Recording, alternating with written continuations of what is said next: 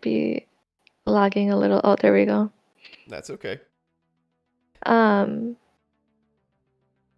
yeah, no, I'll definitely look into how to like make sure that your stream shows up Okay. automatically. Yeah, But that'd be cool.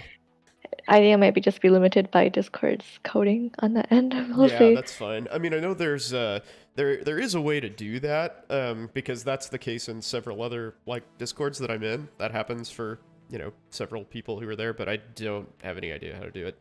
So, Hmm. oh well. It's alright, we'll figure it out. Yeah, yes indeed. Cool. But anyway, I see a lot of people joining All in the right. audience, so welcome everyone. I'm gonna hand off the mic to Milkman, and I know all of you know him by now, but he's a anesthesiologist, and super excited to have him. And Yep. awesome, thank you, Sweet. thank you, Milkman. Of course, of course. I'm just kind of cleaning up some stuff on my end right now. I just went live, so I'm gonna wait for people to kind of stream into my Twitch, which you guys are welcome to watch. That's you can find that through my. I think it's in the announcements actually, but you can find it in my profile too if you're interested there. So basically, I'm just notifying a couple places that I'm going live because I'm an attention whore like that. Let's see. Well, hopefully everybody's had. Oh my god, that's so loud. I'm sorry. Yeah, hopefully everybody's had a good weekend and enjoyed yourself, even though the Chiefs lost. It's terrible, but whatever works. Let's see here. There we go. All right, cool. Yeah, so for those of you who are not familiar with me, assuming there are a few in the crowd, I am Alex, aka Milkman L. I am an anesthesiologist. I've been in private practice for about 6 years. We've got a few friends from multiple Discords joining, so I figured I would do more of a lengthy intro. Basically, I started streaming about almost 2 years ago now, probably like a year and a half or a little more. Basically just out of sort of a void of useful and readily accessible medical information, surrounding the pandemic and whatnot. But oh, you know what? I haven't shared my screen. I should probably do that.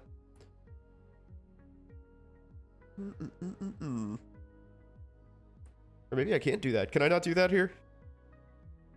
I thought I'd done that previously. Oh well. Anyway. So Sorry, Milkman. You cannot do screen sharing on a stage event. I see. However, maybe I can make one for you, like a voice chat. Would that help? Sure, whatever works. I don't know enough about it to make a call one way or another. But yeah, like I said, we'll be starting with a video. It's actually a short little TikTok, but yeah. Oh, I guess I should be watching the Discord. I think you might just have to post it in the AMA questions, and the reason being is if we do create a voice chat, everyone will be able to talk. That's fine. That's fine. My apologies. No, that's kind fine. of limited here. That's fine. So, yeah, for everybody watching, hopefully that includes lots of people on Twitch as well. So the my stream is really weird. It's mostly we're talking about medical stuff, whether it's current events or medical education or residency or finances or whatever. But I'm also a huge nerd and a gamer, and so I'm usually playing games during all of that.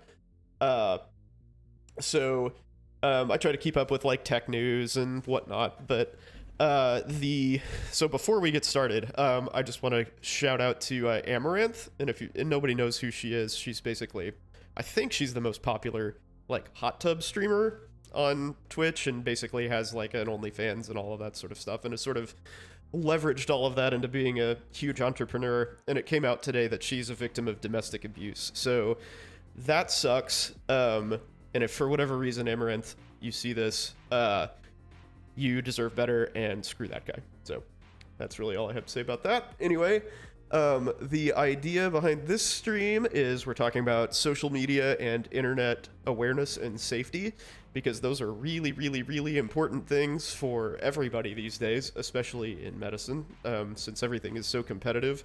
A lot of times places are just sort of looking for reasons to exclude you. So as I mentioned, I think twice now, we're going to start off with a TikTok, and I will link that in the AMA questions here. So if you guys are watching this, and I'll link this in my Twitch chat as well. If you guys are watching, just watch that video real quick, and I'll watch it live here. Those of you who are familiar with my Discord, which, by the way, I encourage you to join, !Discord if you're in Twitch, and it's also in my profile. But you've seen this video before, because this is sort of what spurred this talk. So I apologize if this is crazy-ass loud, it probably will be. But anyway, here we go. Bitch, I'm stylish. Black top, big t-shirt, Billy. Watch on my wrist, but I want that dice. Niggas talk crazy when I pull up. Bitch, I'm stylish. All right. So that's super fast, right? Pretty straightforward, right? It's just a girl dancing, you know, whatever. Anybody want to take a guess what I see wrong with this? And obviously the answer is something. It's not just somebody dancing, right? So, long story short is the number one rule of social media is you never, ever, ever directly associate yourself with anything that you do on your personal time. Or anything you do on your personal time with, like, your employer or your school or anything like that. And, you know, some implication that you represent them, you know, like your representation of your job or your school or whatever. So we have this girl here who I actually reached out to. You can see this on my screen. I actually reached out to her and was like, dude, don't do this. Don't do this. And she was like, what's wrong with that? So again, you see her here. She's got her full name. She's a medical student. You can see which med school she goes to. And like, she's, you know, follows this up with like, you know, her dancing at a rave, right? So, you know, kind of wearing a skimpy outfit and just like getting her groove on. And that's all cool. You know, there's nothing like fundamentally objectionable here. Like, she's not, you know, shooting porn or like slapping puppies or anything. So like, you don't want to do that. Which is the sort of the whole thrust of this talk, right? So a general rule is, if you can't, surprise she's not raving in her white coat for the clout. Yeah, agree. So I don't know if you noticed, but this video has where is it? It has 1.4 million likes, and I think it had like 10.5 million views. So this is 100% on the radar of her school, right? Somebody somewhere has either, you know, in administration has either seen this or shown it to administration or something. So they're watching this, right? Flying under the radar is really, really, really important in medicine, because like I said, basically people are just looking for strikes against you, right? They're looking for anything that they can find that's like exclusion criteria. And so when you start doing stuff like that, you know, people like me see you. Like, I don't ever look at TikTok, and I know this exists, right? I don't even know who brought this to my attention. I think it was somebody in my Discord, but like, I see this. I used to be a raver. I know what goes on at raves. I was there, like, with people selling drugs to people. I've never personally sold drugs, thank God. But like, I know how this goes, dude. I'm not an idiot. Like, you know, if I see you out there, like, getting down at a rave, like, you know, maybe she's totally sober, who knows? But there is sort of that implication that, you know, you open the door for questions, right? So you know, this is a like hyper conservative profession overall, and you know, basically, like, if you have a super like fundamentalist Christian conservative grandpa, would you show them this TikTok? Would you be like, hey grandpa, check out what I did this weekend? And the answer is probably no. No, you would not. No, you would not. And like, I personally don't find anything wrong with this, right? Like, I think it's totally cool that she's, you know, sort of like breaking from the norm, and she likes the party, you know, does something that's sort of like atypical. That's great. Good for her. But people who have a lot more power and say so than I do may not feel that way, right? And why expose yourself on this level and risk that? Like, because again, like, she's had 10.5 million views. Like, word's getting around. You know, people will see this.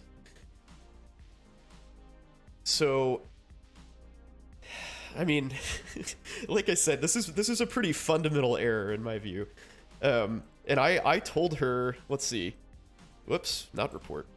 I told her here, like, I mentioned this, I contacted her when she had 8 million views, and I was like, dude, delete this pronto. Like, I know this has made you maybe like a couple $100. I think monetization on TikTok, it's like 4 cents per 1,000 views or something.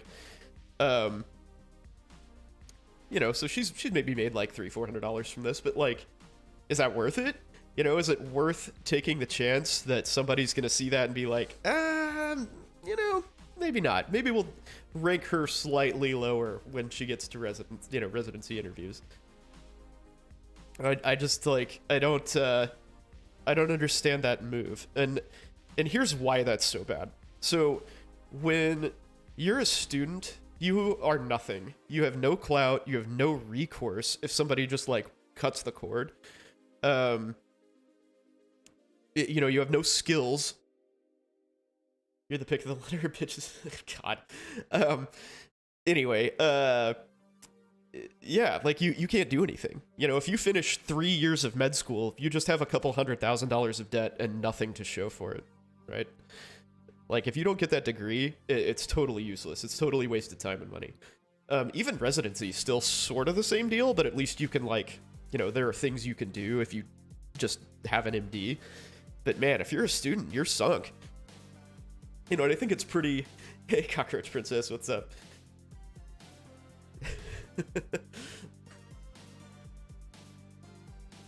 Useful. Yeah, starting IV is a very useful skill. So, like, this is a huge risk, basically, a huge risk she's taking.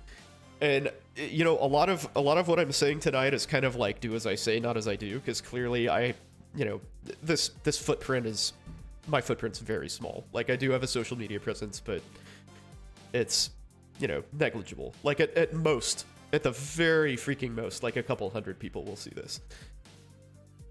So more realistically, like, a couple dozen. I should have invited her on stream. Actually, that's not a terrible idea. That's not a bad idea. For this, like, invite her on for this and be like, hey, guess what? This whole stream is about lecturing you on what you're doing wrong. Yeah, I think maybe that ship has sailed. So, yeah, this is like a very high risk, low reward thing to do. Like, for me right now, you know, if somebody finds something objectionable in my stream, they come and confront me and say, hey, you know what, this is a really bad look. You know, and, like, at worst, shut it down. Like, don't do this. And I disappear, and that's fine. But, you know, at worst for her, like, she gets kicked out of school, or has to, like, remediate, or do, you know, some weird crap, and, like, you know, may delay or end her career. And that's a huge problem. So, like, yeah, like, if you don't want, like, some conservative old dude just, like, chucking your application in the trash for, I mean, what in my opinion is no good reason, but that doesn't mean it doesn't happen. But yeah, if you don't want your application to get chucked, don't do this. You know, just do not attract attention to yourself. Like, anonymize all of your social media.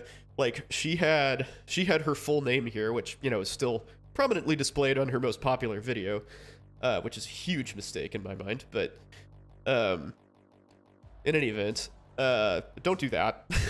Change your name so they can't easily find you, or just straight up delete your social media. You know, like conceal all your stuff, make it all totally private, and disappear. You know, disappear when you're doing this stuff. I can't believe I spent so much money on plastic toys. I really can't either. And hey, you know what? Some of them are resin, okay? It's not just plastic.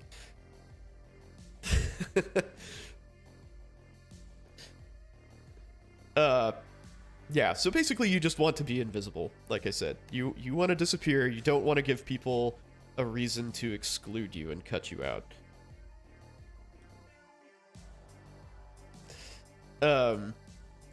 So there's a lot of this going around, right? Like, resin is just fancy plastic, fair enough. So there's medfluencers, right? Which is the most heinous term I've ever come across. It just sounds really awful. But like med students who are trying to, you know, like influence people and, you know, gain street cred basically. And I get it. Like, obviously YouTube stars and stuff are making a lot of money. You know, you get couple 100,000 views on your videos with regularity, like that's a good source of income. So I understand the drive to do that. And, you know, med students or people in medical education in general are the type of people who have the like drive and motivation to make something like that stick and succeed. So great, but it's very easy to like piss off the people who are going to be your, you know, your peers basically. So I've done several interview tactic streams here, or talks, whatever you want to say. And every time I tell people, like, the one thing that I'm primarily looking for in an interview candidate is, would I want to work with this person? And, like, do you think that somebody who is 60-year-old, dyed-in-the-wool conservative is going to primarily be looking at this and being like, yeah, I would totally work with her? And the answer is probably no, right? Like, just based on appearance. Sad that there's only a few people here because it's so important. Yeah, I agree. It's not a very exciting topic, right? And which, fine. But that's part of the problem, right? Is everybody's like, oh, social media awareness. I don't want to listen to a stream about that.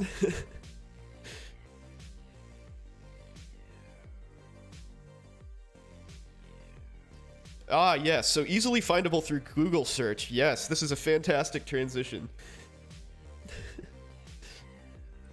Yeah, so this is a really good transition. Based on my interactions on stream when I work with you, only if you stop asking weird-ass questions at, like, you know, not linked times, like unrelated questions. That's pretty important. Yeah, and I will totally post the recording of this. Like I'll link it in the, what is it,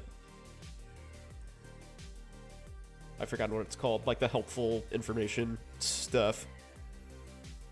Yeah, exactly. Right, I don't, I totally agree with you, Delirium. All streams are AMA, but you kind of got to read the room, man. Got to read the room. So the Google search thing, super important. Good gosh darn, if you are out there, so one of my regular viewers clued me in, like, to the very, like, I would say that my tech knowledge is medium to low. I'll get to what you missed in just a minute. Watch the TikTok above, and that'll give you a big hint. Anyway, so early on when I was streaming, one of the guys who is now basically like the whale of my stream, thank you for that, by the way, he was like, hey dude, look how easily Googleable you are. And I looked it up and I was like, oh shit, I am really easily Googleable. So what you can do about that is go to a place like, you can just search for like, delete personal information. And I'm doing this live on stream, if you can't see me for whatever reason. So there's a service called Delete Me. There's a whole bunch of different things that you can do. So like Privacy Bee. So what you can do is sign up to these services that like scan a whole bunch of shit and, you know, commit yourself from a lifetime of spam from these services. And then stop, like they'll go through all of these different you know, like information selling sites, and what you have to do is you just have to go to each of those information selling sites individually, and all of those are required to have an opt-out clause. And generally that's fucking hard to find, unfortunately, but that's how they do business, right? Like that's you know, that's how they make money. They don't want you to find that, but it has to be available. There's some questionable Filipino people who have social media with the same name. Nice. Bummer. But yeah, so you just have to like manually go through, assuming you don't want to pay one of these services monthly to just like block out your info, which is, I mean, it's a band-aid at best and it's expensive. So you just, all of the things that they're like, hey, all of your information is on this site, you just go to that site and opt out. And I did that after Good Gosh Darn / Rick / serial killer, all of the different aliases he's had, recommended that I do that. It took me about 2 hours. It took me about 2 hours to do, but I deleted myself pretty damn thoroughly. And unfortunately for me, like, I am still pretty Googleable. There's not a lot of people with my name, and I also own a business.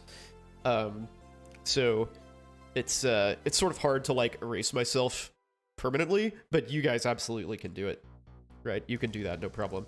So it takes a couple hours of your time. Just do that. Just Google delete personal information and go to one of the services that pops it up.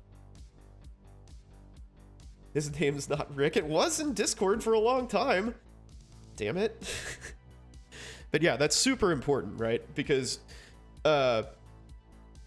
you know, like, just for internet security in general, it's good. But when you're, you know, going through all of these different highly selective interview processes and all sorts of stuff, I mean, anything that, like, there's no way that anybody's going to find out anything about you that helps you, right? All that's really going to happen is they go through that, like I said before, and say like, oh shit, this guy, we don't want him. We don't want to work with him. So yeah, definitely do your best to delete everything about yourself on those like white pages sites. Those are not good. Those are no bueno for you.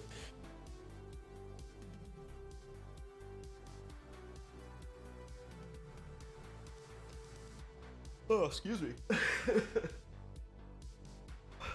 Discord is your only social media? Perfect. Good for you. That is not true for most people. It's not true at all. But yeah, I mean, don't forget that, like, you know, there was a rash of like teachers who got fined and fired and stuff for just for like having pictures of them drinking out of Solo cups. And like, dude, it's a cup, but everybody understands what comes out of Solo cups, right? It's always booze. It's always booze. But yeah, anything that like they can find to incriminate you, you know, it's bad news. And you know, what are the chances that your conservative grandpa see all these things? I mean, low, right? Very low. It's sort of like if you write a terrible personal statement, especially for residency, what are the chances that somebody actually like reads it and excludes you? Very low. But imagine being a teacher and drinking alcohol, right? Yeah, teachers aren't people. They don't do that. But yeah, like, I mean, I'm here, right? I see all this stuff. I'm here talking to you about it because of a video that somebody brought to my attention. Like, and I actually, to be honest, sort of conflicted about showing this video. But again, like, my footprint is so small that I think the drop in the bucket that I contribute to this, like, 10.5 million views is worth making the point that do not do this, you know?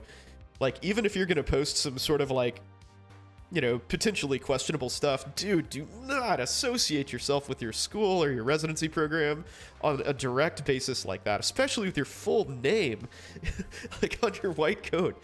Like, dude, you cannot get away with that. And, like, take it from me. I've had a couple social media scares in my time where, like, unsavvy friends, it wasn't even my fault, like, unsavvy friends posted stuff like, you know, I would tell them like a potentially like HIPAA unfriendly story, and then they were posted on Facebook. I'm like, what the fuck, man? Like, that's gonna get me in trouble. People get weeded out from posting stupid shit on social media that only benefits you. Well, that is some excellent gunning. I appreciate that strategy. You clicked on the link and it's just a black page? Oh, interesting. Let's see. Oh, weird. I mean, it works for me.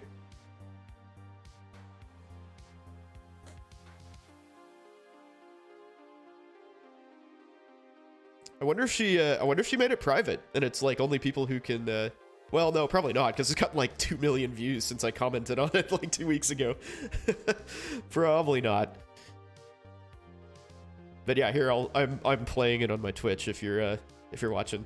It's just a short little clip, like just a scantily clad girl dancing after a picture of her in her white coat. Which is sort of the that's the problem, right? That's the problem. Questionably on laptops. Well, son of a bitch. Sorry for the janky link there, guys. I don't know what to do about that.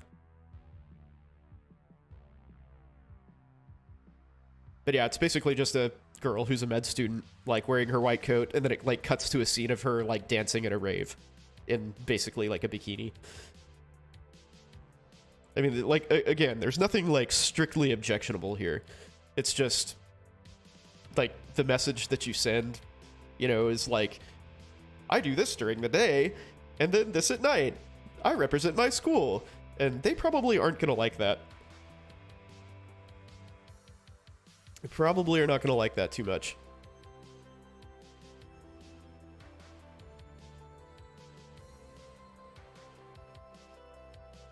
Like, just assume that, yeah, I don't know why she would post that either, right? That's like the first thing that I thought. It's like, dude, what possible benefit could this have? Like, obviously it's a super popular video, right? Like, I mean, random nonsense doesn't get 10 million views. But like, what do you think, you know, people who, like, she's gonna be their doctor. You know, I think a lot of like older folks would be like, what the hell is that? And, you know, like the times they are a changing for sure. Like you know, I'm kind of in this world now. Like if I interviewed her, I'd be like, ooh, well, that's kind of a dicey thing to do. But like, I personally don't have a problem with it. But the thing that you run the risk of with people like me is, so like, it's very possible that somebody who doesn't have a problem, strictly speaking, with the material that she posted would still see that as a sign of bad judgment, right? So it'd be like, well, this doctor, you know, she fucked up and she posted this, and then somebody who clearly identified himself as a doctor, meaning me, Doc here, with 8 million views under your belt, you bet your ass school admin is watching this very closely. I delete as soon as possible. So somebody who is a doctor, who is in your profession, said, you should delete this, and she doesn't. You know, it's not like she just sort of, like, blindly blundered into this. Like, maybe she did it first, right? Yeah, your LinkedIn has been looked at so many times since your ass. Yeah, absolutely, man. Why would you not do that? Like, as you know, somebody hiring somebody or, you know, selecting someone, why would you not look them up on social media? That doesn't make any sense. Like, to think that that doesn't happen is just completely foolish. Like, we absolutely social media stalk every single person who comes across our desk. Like, in my group, we deep dive everyone. Like, if there is information to be found about you online, we've found it. How stressful are the first few years as an attending? Oh, not for anesthesia, not very, to be honest. Like, my job didn't really change.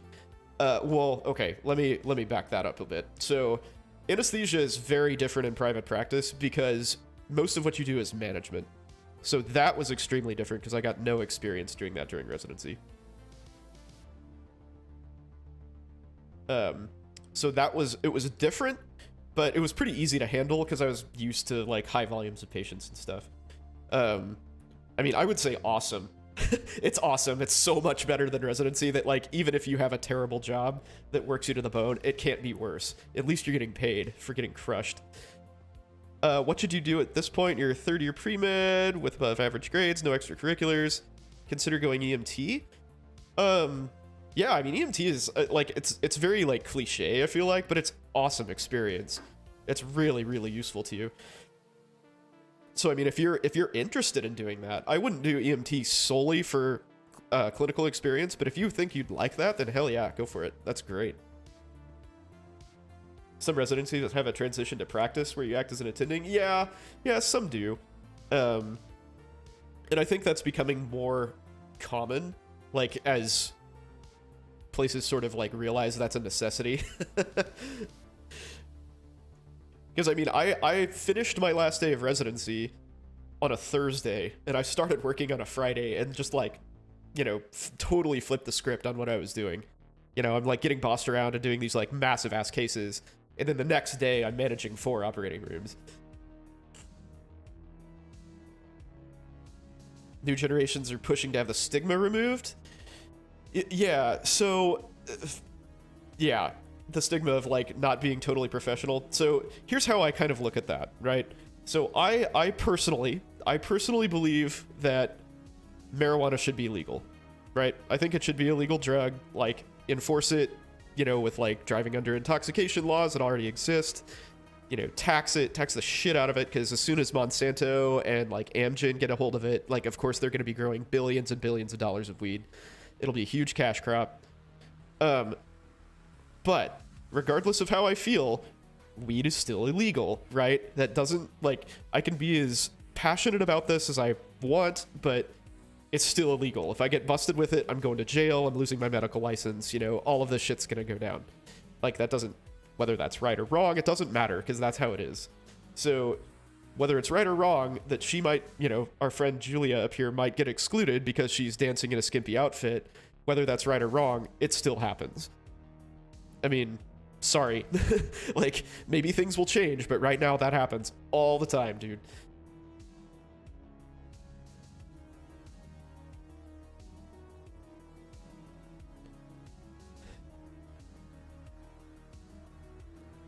Yeah, if you risk the backlash, it's just a gamble. Agree.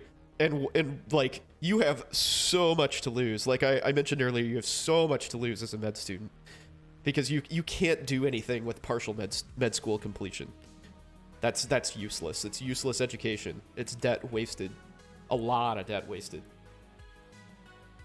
That's skimpy? I call that pretty skimpy. Right? I mean, it's basically just like underwear with see-through pants on. I mean, let's be real.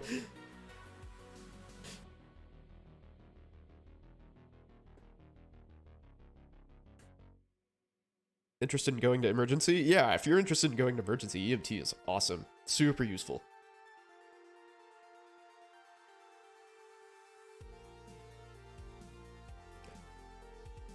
Yeah, I think a lot of people don't understand that. So I think here's a good parallel with, so I mentioned that even though I personally don't have a problem with this, with, you know, the video, like, it can be seen as like a lapse in judgment, you know, basically, like, she doesn't does things she doesn't understand. And then even after somebody comes by and says, hey, that was a mistake, she just sort of is like, meh. I got popular for this. So I see this sort of similar to people who take the MCAT and do poorly, and they're like, yeah, you know, I just had a bad day, I got really stressed out. I'm like, what that says, what you're saying, and Spoofy's heard me say this many times, but what that says is I do poorly under pressure, and that is not a winning characteristic for a doctor at all. So don't say that. Like, everybody understands that, like, people have shitty days, and, you know, maybe there's extenuating circumstances, like you were sick, you got divorced, you know, somebody died, like some weird nonsense happened, and that's understandable. But if you're just like, man, I just got really stressed out and I freaked out, like, don't say that. Don't say that. Is there a lot of pressure in anesthesia? Yeah, hell yeah, man. You're the one who's in charge when shit's going south. Like, the vast majority of the time, everything is completely smooth. I mean, anesthesia is extremely safe. People tolerate it very, very well. But when something goes wrong, you are on board. Hey, Cameron, thank you, man. Appreciate you following. Oh, you subbed. That's a Prime sub. Thank you. Very cool. I appreciate you joining up. Hey, Gucci, what's up, man? How are you? Yeah, thanks for supporting me, man. I appreciate that. Inner pilot analogy, exactly. So if anybody doesn't know what Bing Bong's talking about, the most dangerous parts of anesthesia, generally speaking, are when you go to sleep and when you wake up. So it's like being a pilot, where the most dangerous parts are when you take off and when you land. Cockroach. Yeah. But yeah, anesthesia, lots of pressure, and people depend on you to fix bad shit all the time.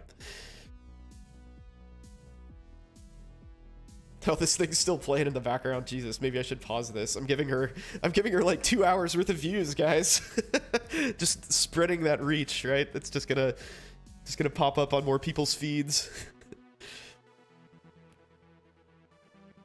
But yeah, honestly, like I said, I think if I saw this, if I were gonna like get her and, you know, she applied to my residency and I was looking at her TikTok and I saw this with like some physician says, hey, you should delete this video, and she didn't. I think that's very damning. That's bad. No, I pretty much do just raise... well, so you forgot cancellations. I cancel cases all the time. Just out of pettiness, out of spite. Because I hate people. She responded to me? Yeah, it's right here. She said, just curious, what about this video would school admins be upset about? And I said... I quote, remember that medicine is still full of old conservative white guys. There's nothing objectionable in your content, in my opinion, but they may not agree. So basically everything that I've said in this talk, like in a nutshell. As a general rule, directly associating partying of any kind with your full name and school's name is a bad plan. Social media 101. As always, drawing extra attention to yourself is basically always bad in this line of work. Under the radar is the place to be. As a pro, stepping out of line gets you a wrist slap and compliance training. As a student, you jeopardize your career. Just words to the wise. It would suck to compromise your residency options for some internet cred. So yeah, like I said, if I saw this as like a potential employer and she did nothing about it, that would be alarming to me. Do I identify as an old conservative white guy?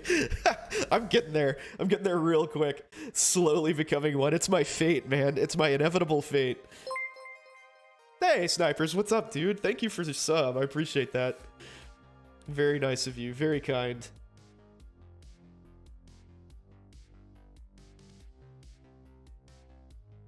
Are there difficult surgeons where I work? Yeah, I mean, some are worse than others, but nobody really ever gives us any crap of meaningful magnitude.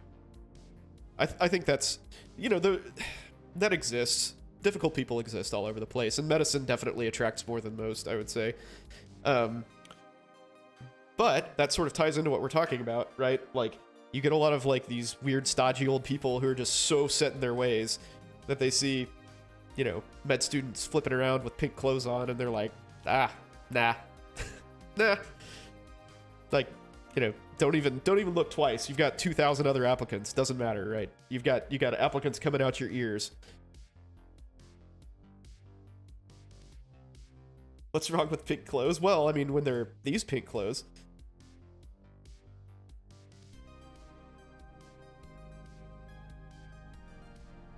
I mean, again, I don't see anything wrong with this, right? It's the like situational awareness that we're worried about here. Yeah, right? She's pretty impressive. She's a pretty good dancer. And I get it. Like, that's a cool video. You know, not many people can say that they do that, right? Like, nobody's a freaking med student and, like, goes to these, you know, dance music concerts and stuff. But, I mean, that doesn't make posting it a good idea. Like, it's gotten a lot of views because everybody's really interested in that. I feel like medical education is sort of this, like, weird black hole that nobody really gets. Would I would definitely like my wife in those clothes. It sounds amazing. Let's do it. Let's do it.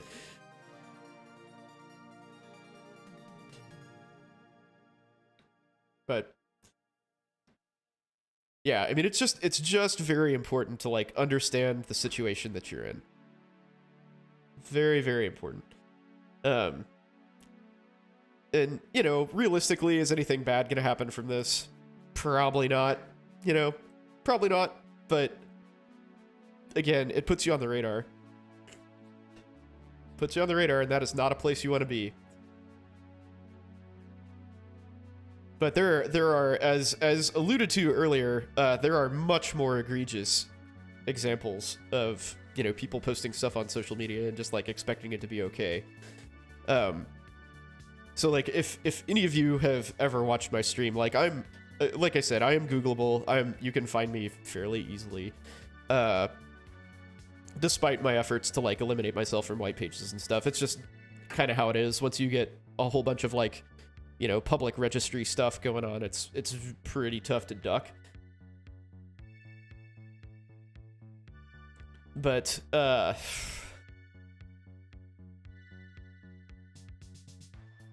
yeah, I mean, just know that people are looking. People are absolutely looking at all your stuff constantly. And these days, pretty much everybody has a LinkedIn, and honestly, you should have a LinkedIn. Just make sure that it's very professional, right? I don't read. I can't read. Oh, you gotta read The Hobbit, man. The book is so good.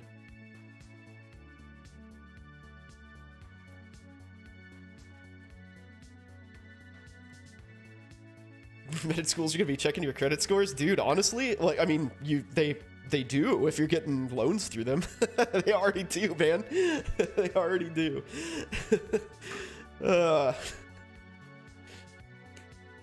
They already do check your scores.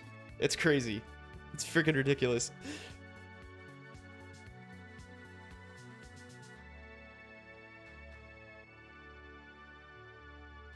You're the only art nerd out there still reading? Yeah, I wish I read for pleasure more, honestly. I haven't done it for a long time.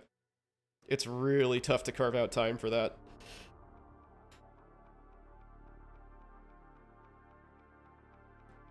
I used to read, like when I was on call, I would just read in our office. I'd just like turn the lights off, close the door, and just read in there. I should start doing that again. Actually, it was really nice. When I'm not searching for med students to shit on during my stream, I'd be reading horror books. Serratus anterior? Kinda. Yeah. I mean, that's a moderately useful thing for me to know. Some people do, like, subscapular blocks for, like, either shoulder or, like, humerus repairs or something. I'm not that fancy. During surgery, they told you they'll inject an anesthetic that would be painful. Pain was sharp and cold. That was propofol.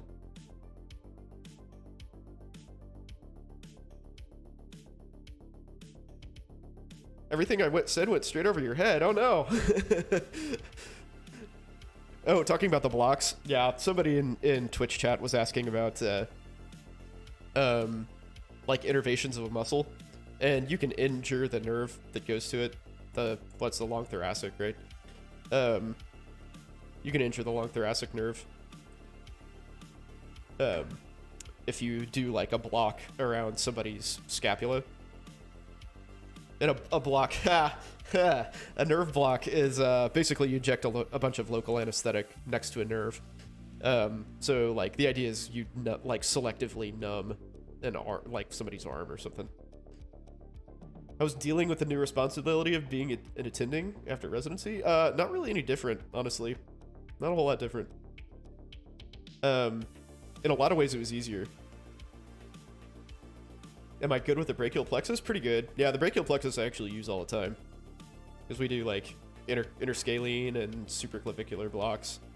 Sometimes... I was actually, oddly enough, just thinking about this earlier, I haven't done an axillary block in a long-ass time. Yeah, only difference now is I make bank. Absolutely. Yeah, the pay differentiation or differential from Residency to attending hood is definitely pretty nice. Pretty nice. But yeah, the sharp pain anesthesia is probably propofol, but the like if they for some reason gave you paralytic up front, that burns really bad too.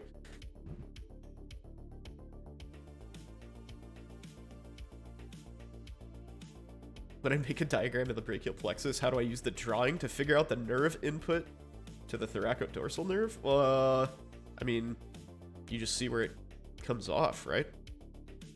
I mean, it's got to split off the plexus at some point. And basically any nerves that, like, have blended together before then are going to have some sort of connection to it.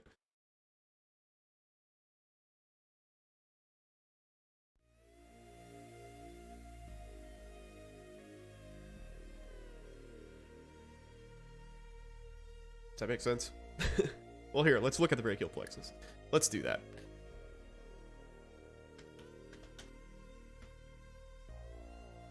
Images, brachial plexus. Here we go. That's good enough. That's what we need. Axillary and radial, or C5 through T1. Yeah, right? So I cannot at all remember where the thoracodorsal nerve comes off. Here we go. This is a better picture. So thoracodorsal is right here. So that's C6 through 8, right? Those are the only ones that have come together at that point. So 6, 7's there, and 8's there.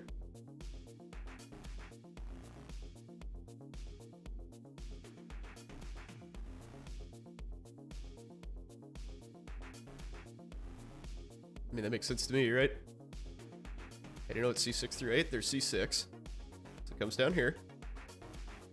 And C7's right there. C8's there. That goes up here. And the thoracodorsal comes off right there. Roots. What is it? Randy Giraffes drinks cold beer. Roots, trunks, divisions, branches, chords. Or chords, branches. Well, I mean, I'm not sure how I can explain that more clearly. I mean, you just see it in the picture, right? Like C6 is here, C7 is there, C8 is there, and it swoops up this way. So it probably has some C5 in it too, right? Because those join together.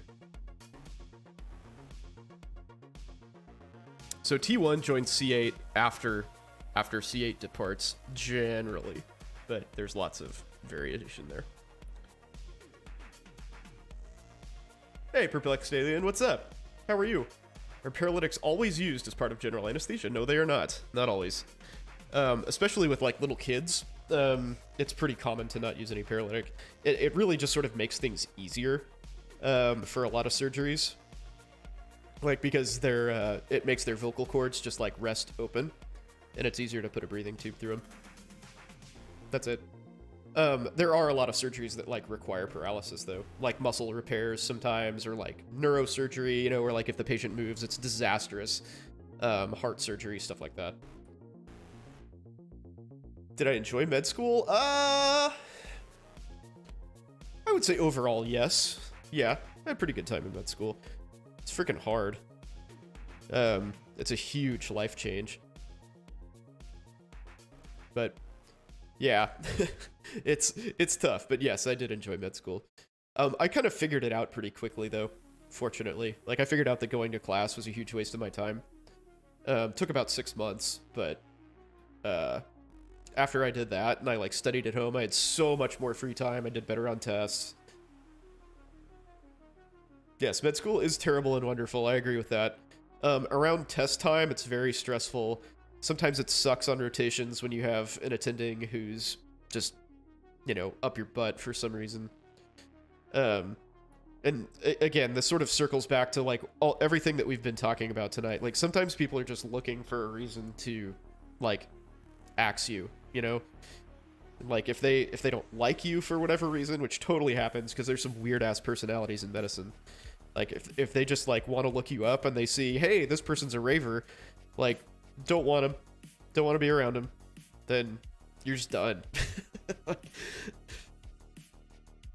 And it doesn't cost you anything to be off social media, right? That's a very easy thing to do. Everybody's got smartphones. Why are there so many toxic people in medicine? Oh, I mean, probably lots of reasons, but I think it encourages people to be really one-dimensional. Like, it just requires so much effort and focus that you can't really do anything else a lot of the time. Being an attractive raver woman, I mean, it might. It might win you some dirty bastard cred, right? It might do you good, right? Who knows? Who knows? You know, if you're willing to make the trade for getting a job in exchange for being sexually harassed, then sure, great, go for it. If I'm the attending, she's getting honors. Oh God. God. Oh, I do not endorse anything that's going on here. Oh, hilarious. Isn't that Title IX or something? Something like that. Something like that. Oh, man.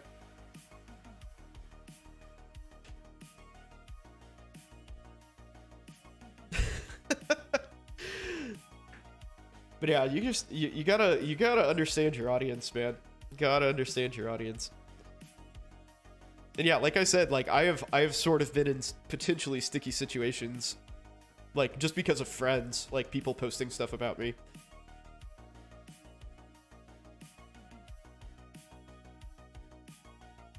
Ooh, new dating. Oh, cool. Thanks for the Sex Find Pro. Wow, I'm getting YouTube spammed. Nice. What's the worst thing a friend posted about you? Like some really specific stuff that I had mentioned to him. Like, I think he even included a date, actually, as I recall. And I was like, dude, you have to get rid of that immediately. Please delete that post. Holy shit. And that was actually my senior year of residency, I think. When yeah, I think, and I was like right in the middle of a job search. So like the perfect time to not do that. The pictures you send out on social media, like Instagram and Discord, metadata is usually wiped off. I don't know the answer to that. I don't know. It seems they do wipe up the metadata? Okay. I mean, that's good, right? That's good if you're trying to, like, conceal these photos.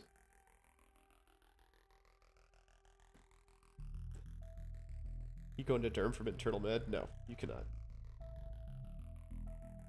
You can do, like, an intern year. I think most derm programs require a intern year, like a prelim year or a transitional year or something. Yeah, I mean, my thoughts on, like, actually being able to, like, proper delete photos is really nice. But, you know, if there's no way to, like, associate your name with those photos, then, I mean, you're probably pretty safe.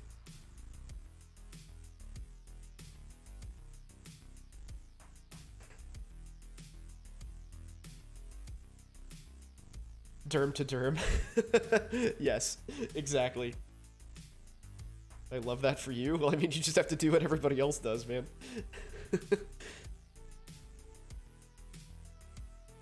You know, metadata is wiped off Discord because smartphones typically include GPS coordinates. Oh, interesting. Okay. That's actually good to know. I did not know that.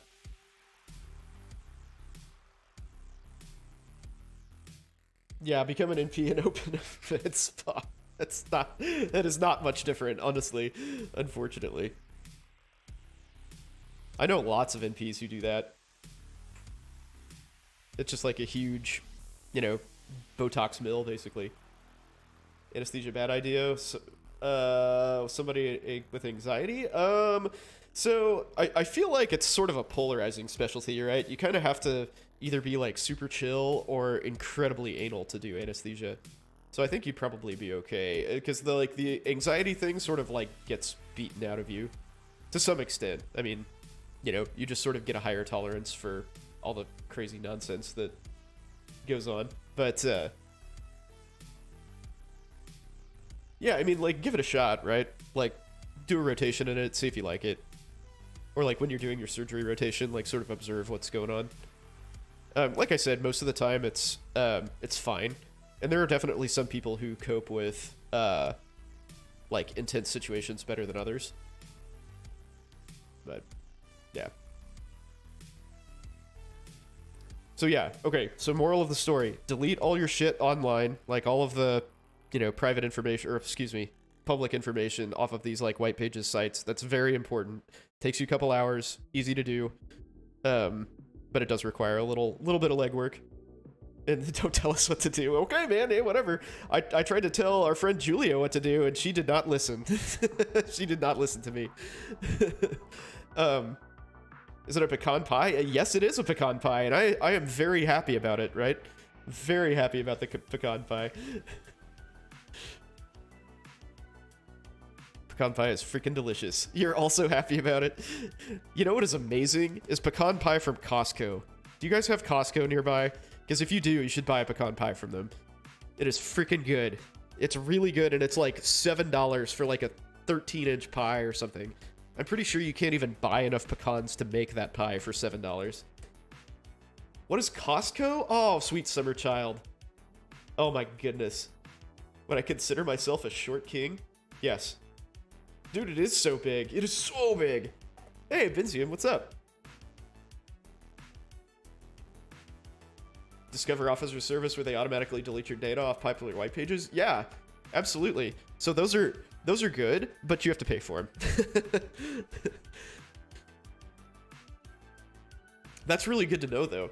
Is it free? I don't know too many people with a Discover card anymore, honestly. But yeah, that's a great resource. It's free. Oh, that's badass. Welcome to the stream, by the way. Thank you for contributing. Thanks for dropping by. Is my wife in medicine? It's she's a nurse. Yeah, she hasn't worked. So I have a almost 6-year-old, and she hasn't. Or no, that's not true. So she like subs as a nurse at my kid's school pretty often, but she hasn't worked full time since he was born. I'll say that. Discover card for the 5% discount? Oh man. I mean, like, honestly, this sounds like almost worth like opening a card for, honestly.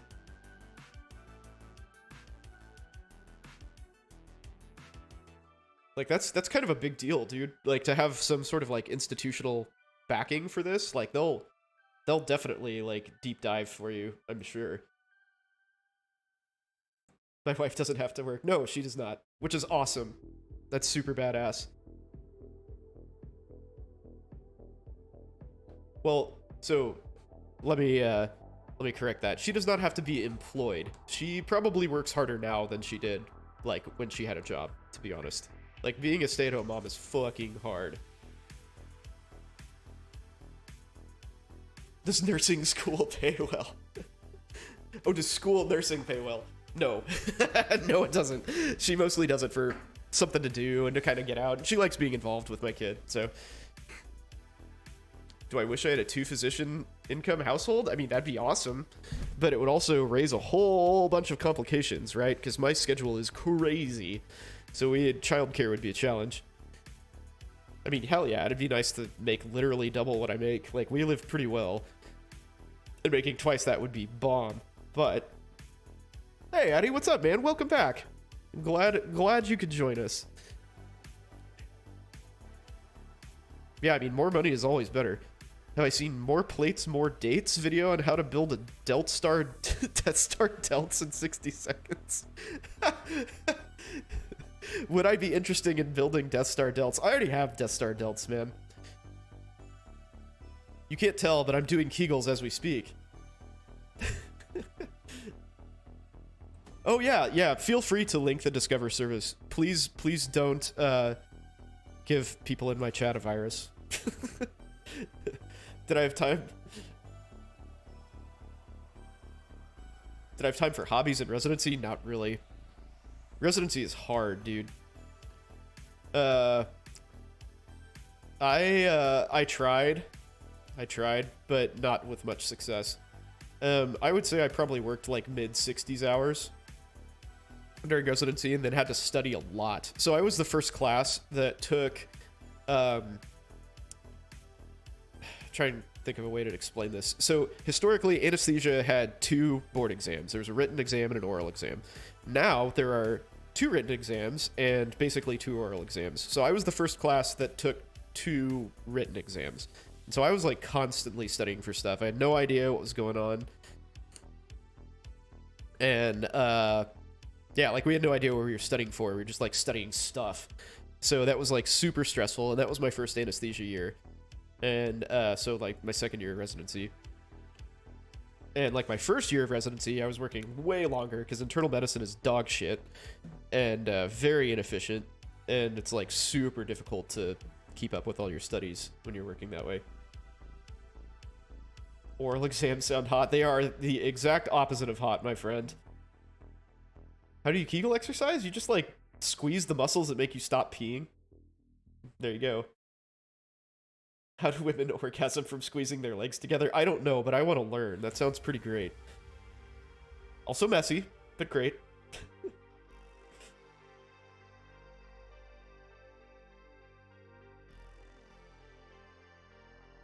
How I got into medicine, what I did for early clinical exposure?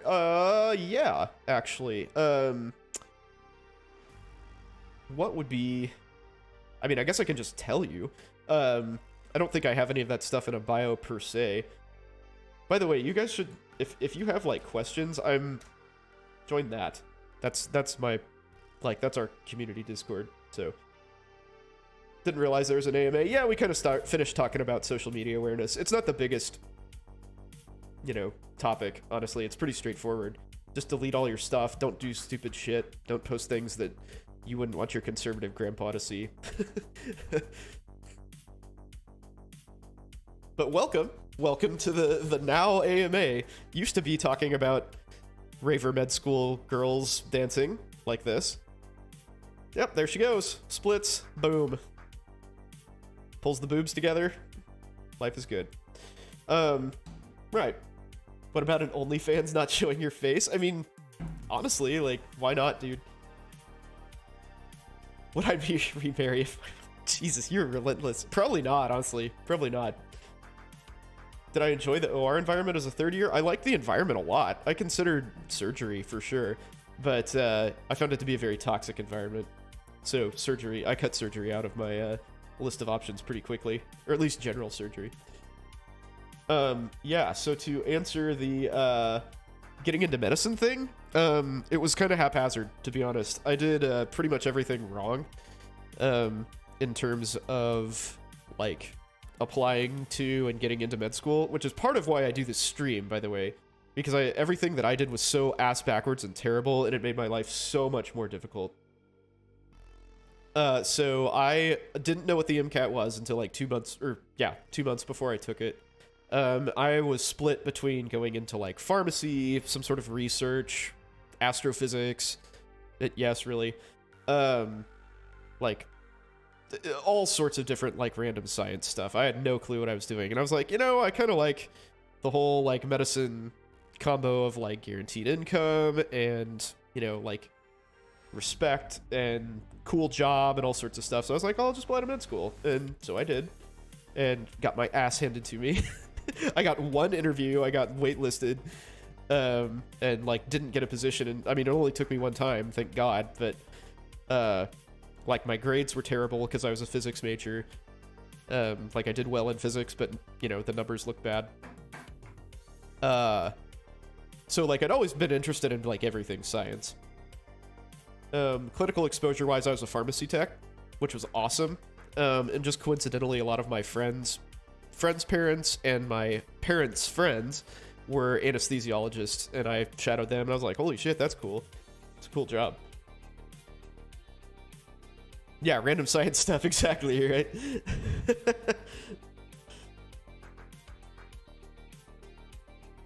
If you like toxic women, will you like toxic surgeon culture? You will thrive. You will thrive. So the thing that I thought made surgery really toxic is, so one, people didn't respect your time. I think surgery for me was the only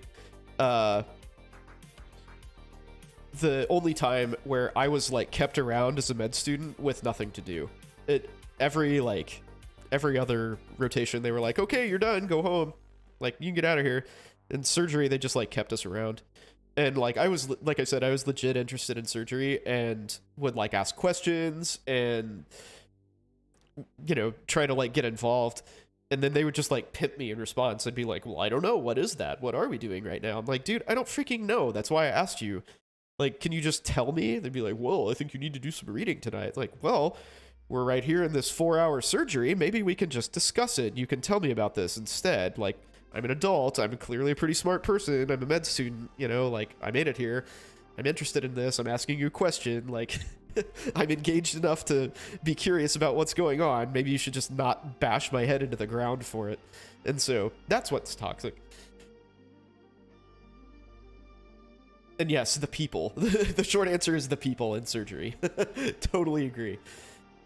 What do you even do in astrophysics? Research. Basically, you just like research, pick some area of research and go for it.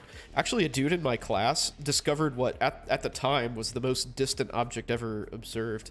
I don't know if it still is, but that was really cool.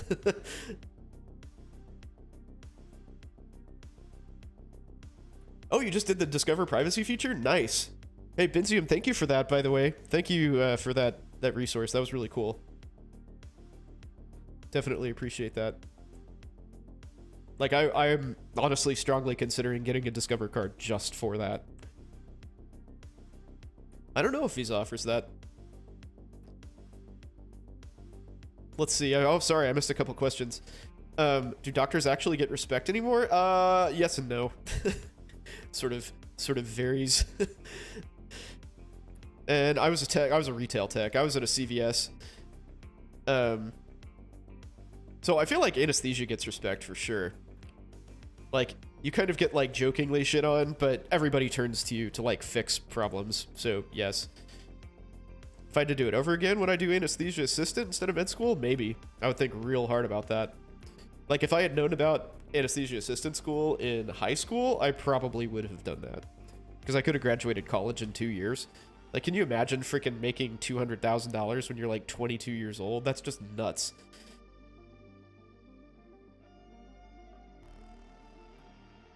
Does anesthesia get respect from surgeons? Yeah. I mean, it's a very, like, joking sort of disrespect that's, like, shown, I suppose. Like, that's the hand they play, but then, like, if there's a problem, it's, they're like, okay, you're up. Go. Please fix my patient.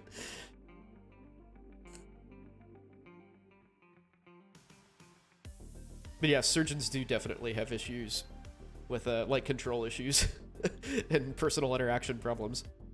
Do I have stats like surgeons? Yeah, we do. Not on a, like, national database level, but we definitely have, what's the word? Metrics. We have metrics that are tracked, like, post-op reintubations or epidural wet taps, deaths within 48 hours, or adverse outcomes within 48 hours of surgery. What are other ones? Case cancellations, same-day case cancellations. Those are all things that are tracked.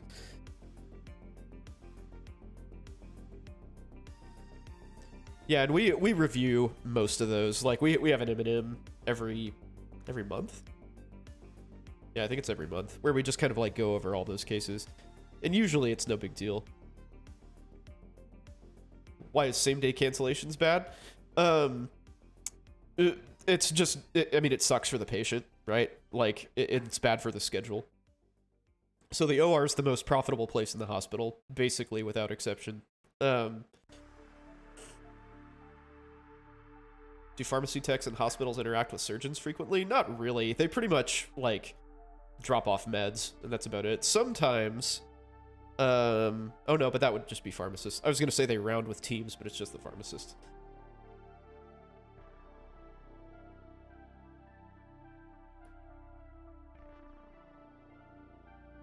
But yeah, same day cancellation, so it sucks for the patient, because presumably they've, like, taken the day off work or something. Or even several days off work. And, if they, like, they're on the schedule and you gotta, like, fill that slot, that's a lot of wasted time, a lot of wasted money. Patients get pissed off, surgeons get pissed off. It's just a bad thing to do. And obviously there's, emergency situations, which are still tracked. Like if somebody comes in and they're like having chest pain or whatever, then like clearly their surgery is going to get canceled. But, if that's like a pre-existing thing and like everybody misses it, that sucks. Like we have a pre-op clinic that is designed to sort of like address those things, and generally surgeons are pretty good about sending people to that. Like if they've had a big like heart or brain history for some reason, like they send them to that clinic. Do I see the anesthesia job market continuing to grow? Yes. Yeah, the anesthesia job market right now is absolutely exploding. I think a lot of it's due to COVID because everybody retired. Our group has a pre-op clinic. Yeah. Yeah, it's staffed by an AA, actually. It's super useful. It's very helpful. I think most places do. Most hospitals have pre-op clinic. But yeah, so for example, our anesthetists about like within the last year for sure got a almost 10% raise. I think it was like 9% and change. And then like 2 months ago got another 10% raise just to keep track. Like just to keep up with market forces. It's how much is starting gas job right now? Well, here. Yeah, there's Julia doing her thing. Enjoy the views, Julia. It's just running in the background for like an hour. A little 7-second video. Oh man. So yeah, if anybody's interested in anesthesia salaries, gaswork.com is where it's at. That's where most people post jobs. So we'll search. I'm in Kansas City, by the way. I don't know if I mentioned that. So let's see. We'll blow this up so you guys can see it. So here. There's 425 to 550, 450 to 500, 425 to 500, 550 to 625. Like, money's pretty good. Can't complain. So, you've looked at Offer DX? Yeah, the Offer DX is good enough. That's close enough to be useful. How's the lifestyle? Good. It's kind of weird. Yeah, well, 625 is for like Central Kansas, though, right? If you see that. Where's that? See? Central Kansas. Nobody wants to be in Central Kansas, so they got to pay out the ass to get somebody. What helped me keep grinding when my body and mind wanted to give up studying? Sleep. Discipline. Basically, just make sure you sleep. Make sure, like, you're in a good routine, you exercise, you have some sort of active relaxation. And if you're burning out, stop. Just stop studying. Because you're not working effectively. If I discover potential risk, but know it hurt my metrics, could brush it under the rug? No way, dude. That's a terrible idea. That is a terrible idea. Like, my whole job is preventing people from getting, like, it's like risk aversion, basically, right? I'm the medical disaster planner. Do I get to take vacations to weird places? I would if I didn't have a 5-year-old. But yeah, I get 10 weeks of vacation, which is pretty standard for the area. I am on call once a week on average and usually get about 6+ hours of sleep during it most of the time. Usually get woken up like once or twice. I've been working more this year, actually. I've been very busy. So I work about 50-ish hours a week, which is not great, but, could be worse, including call, that is. What's wrong with Central Kansas? Well, it's in Kansas. When the lifestyle's weird, what do I mean? Well, I just work very strange hours. Like I said, I'm on call once a week, so I work 24 hours. We have 24-hour call. And some days I'm, like, when you're in my group, when you're on call the day before that, you are the first person out, and you can leave as early as like 7:30 if that happens. So you can like literally work a 1-hour day. Yeah. Radiology gets 12 to 14 weeks. Damn. That's a lot. Now 10 to 14 is a pretty good difference. That's a big difference. How much would I need on top of my existing salary to do hearts? I do hearts. I'm actually like, I probably do about a third of the hearts at our hospital. So 0 is the answer. $0 is how much I would need to do hearts. I actually kind of enjoy hearts, so not a problem. Would I move somewhere else if I had the opportunity? No, probably not. Honestly, I really enjoy living in Kansas City. It's an awesome place to live. Salaries here for medicine are very high. Like, they're some of the highest in the country. Like, it's a very easy city to live in. Cost of living is low. It's easy to get around. I mean, no, I wouldn't move. Tell me an AIDS defining opportunistic infection? How about PML? Or the JC virus? I remember that weird shit. Yeah, don't tell people the secret, right? Yeah, excuse me, never mind. Kansas City sucks. Don't move here, ever. It's terrible. It's flyover country.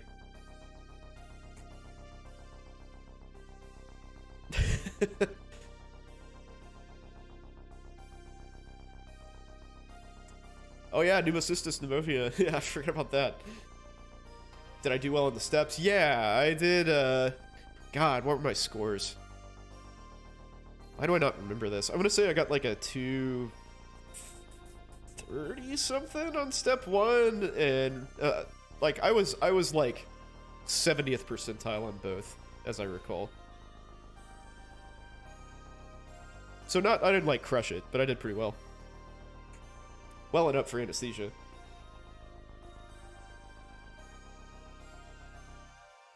Anesthesia, when I applied, was Bing Bong and I were kind of kicking this back and forth earlier. Anesthesia was like middle of the road competitive when I applied.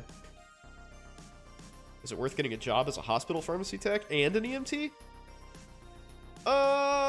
Probably. I mean, if you've got time for that, yeah. Those are very different experiences. 250 plus, baby? Hell yeah. Crushed it, man. What did I get on step 2? I don't know. I think that's like 250 something.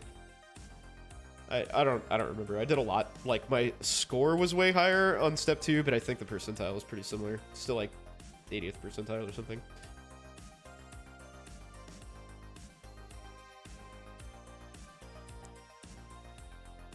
Pretty good at time management. Oh god. OChem. OChem is terrible.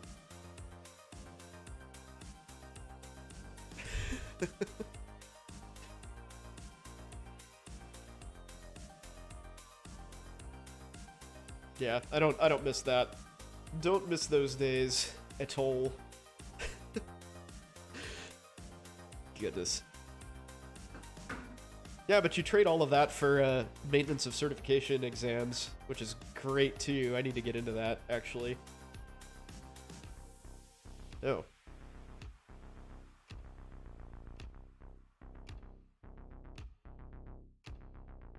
This is cool.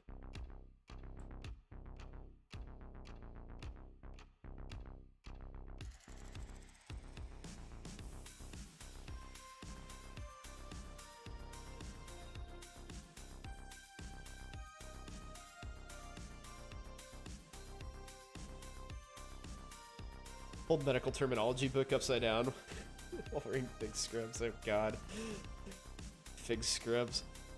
Boards and beyond videos. Med school seems so easy as far as learning the material versus undergrad. No, I don't think I would agree with that, actually. I mean, so as I alluded to earlier, I had a very different undergrad experience than most people. Like, everything that I did was, like, really complex. Like, all the physics and stuff, it's you know, you're supposed to be able to get a job right out of college, basically, if you want it, like, doing physical stuff, you know, whether it's consulting or, you know, working in industry or something. So it's a very different idea than, like, a biology degree. So I think my personal undergrad was much more difficult. Or much different, sorry. But med school, like, the fact that there's just, like, a ton of stuff was harder for me. Like, it's a lot harder for me to just straight memorize things than it is to, like, take a complex concept and understand it. Like, break it down and figure it out.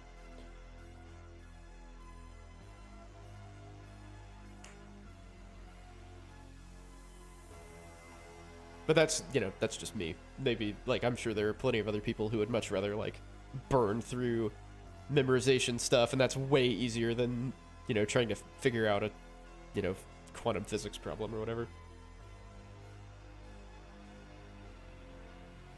Break that bitch down, Nutty Buddy. Yeah. Yeah, I didn't use Anki. I don't think that even existed when I went through, man. I just did practice questions. Practice question my frickin' balls off. Did I study quantum physics? I did. I did indeed. Quite a bit of it, actually.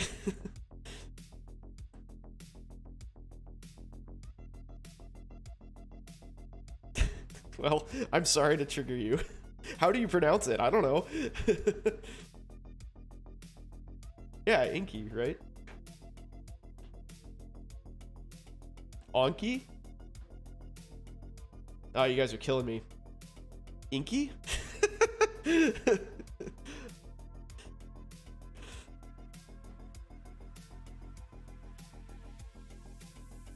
Biology and biochem are very memorization based? Kinda. I don't think biochem is, really. I think biochem is much more understanding. Or at least my course was.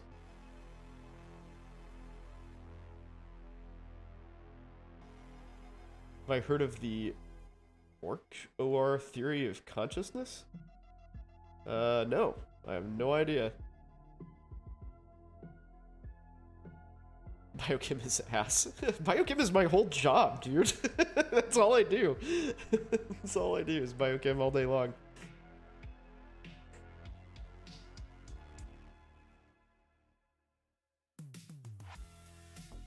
OR theory of consciousness. Well, we'll have to look that up now, won't we?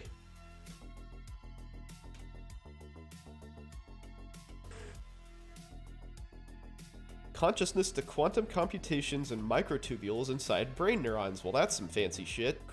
Quantum computers process information as superpositions of multiple possibilities, which in OR are alternative collective dipole oscillations orchestrated by microtubulars. Jesus, okay. That's crazy. Orchestrated objective reduction. Okay. That's awesome. That is super cool. I have to read more about that. I love it. So basically, if you match anesthesia, you can do biochem all day. Well, you can do functional biochem all day. Applied biochem, yes. Hey, Uranus, what's up, man? How are you? Once you have a medical degree, do you not let you get another one? Yeah, why would you need another one? Navy SEAL Doctor Astronaut. Nice.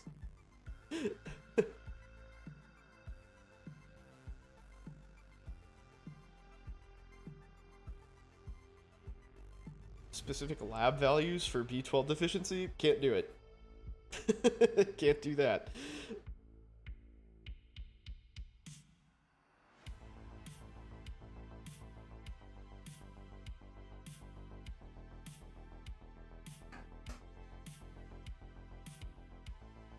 Go study and present on Monday? Oh, okay.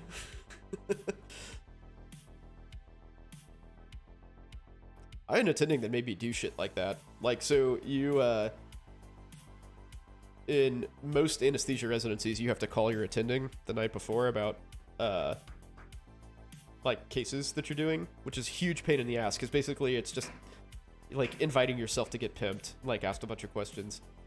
And also you have to know everything about your patients, which is kind of crappy, like the night before. You know, when realistically you could just read it the next day. Like, you can kind of look it up, and if you see something that you don't understand, like, you look that up the night before, but, like, if you just know their medical history, you're good to go. Do they like being called, or they basically, like, shut the fuck up? Yeah, so that was a substantial portion of the population, especially as you, like, progress through residency. Most of them just, like, won't even pick up.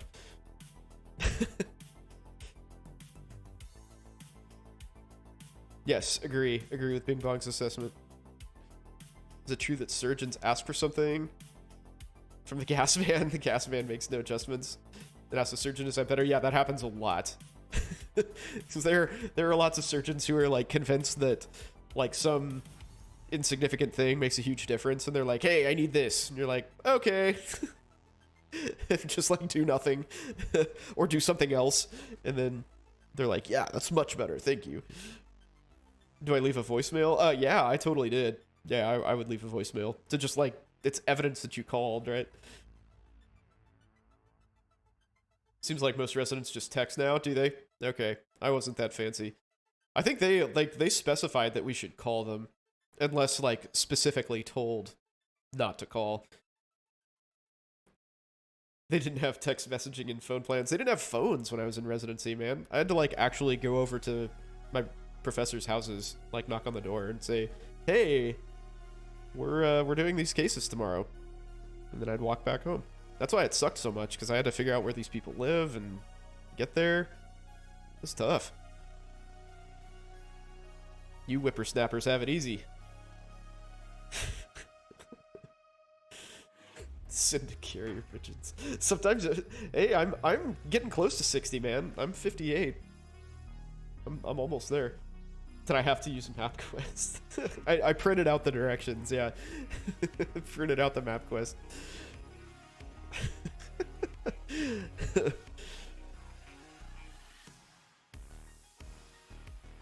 Dude, MapQuest was awesome. I enjoyed me some MapQuest. TomTom, Garmin's, all that shit. Seems so antiquated now, right? Like everybody has a Garmin in the palm of their hand. No way I'm 58. No, I am not 58. I am not 58. I'm only 55.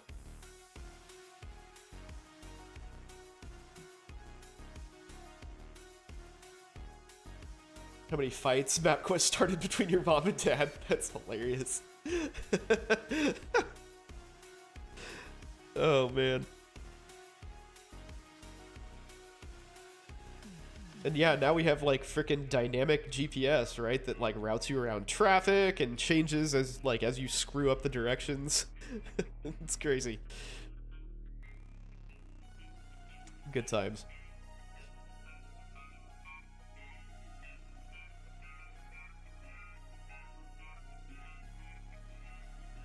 I'm serious about going to their homes. No, I'm not serious about going to their homes. Come on, man. Come on. Oh, no, I didn't. But sometimes they would like, dude, I went to sleep really early in residency because I had to be up at like 4:45 to get to work. We generally were there by 6, and typically before that. And like sometimes my attendings would like call me back at like 10 p.m. and I'd already been asleep for an hour. I'm like, God, you ass.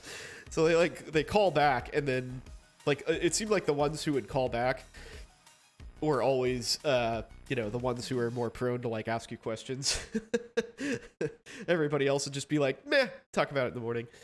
So like somebody wakes you up to pimp you, basically. It's like, sucks. So sucks.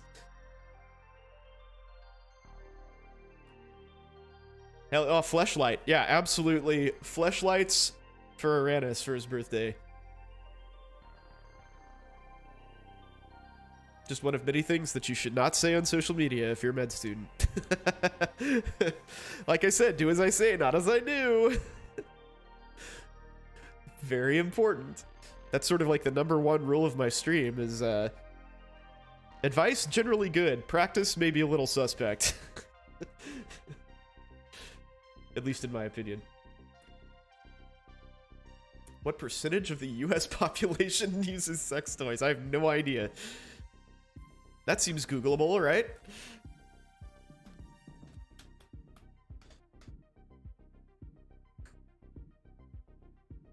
Sex toys. Now, what is this going to teach my Google search about me? Let's see. 86% of Americans aged between 25 and 29 years own at least one sex toy. That is an astounding percentage. I would not have thought that. Okay.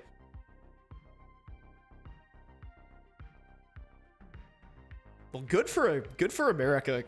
Seriously, good for America. And yes, I opened with a commentary about Amaranth. That's super sad. What's even sadder, though, to be honest, is the public response. Like, there have been so many people, like, victim shaming her. It's just unreal. Absolutely freaking crazy. Like, this guy. Amaranth has scammed so many guys online claiming she was single for years. These Twitch streamers don't care about their viewers. They all just use your and your low IQs to fill their pockets. Wow. Cool, man. Cool. That seems like a good thing to say to somebody who's abused. Jesus. Terrible person. Yeah, of course it's Keemstar.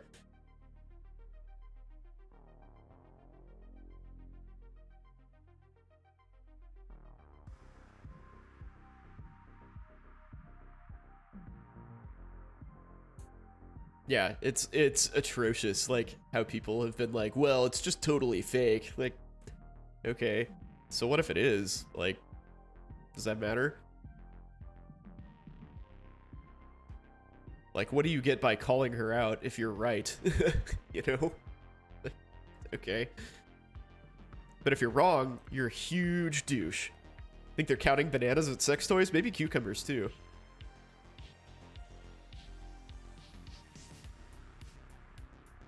Do people really think she's single? I mean, like, honestly, though, I don't know. Like, it's realistic, right? Like, she's kind of a workaholic. I mean, she literally works, like, 100-hour weeks all the time.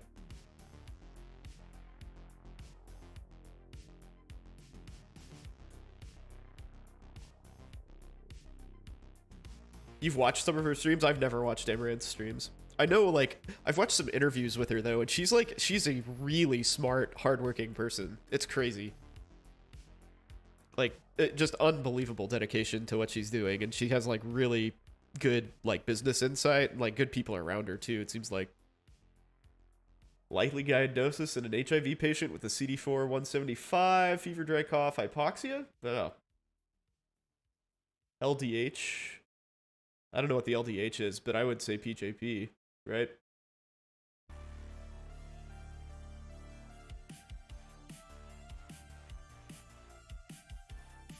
The Hot Drum streams are enjoyable? I would imagine they are. She is quite the attractive lady, that's for sure.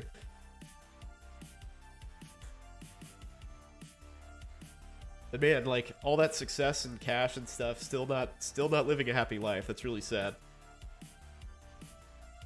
People donate and she writes their names on the floaty she's sitting on. That's a great idea, right? That's a great idea.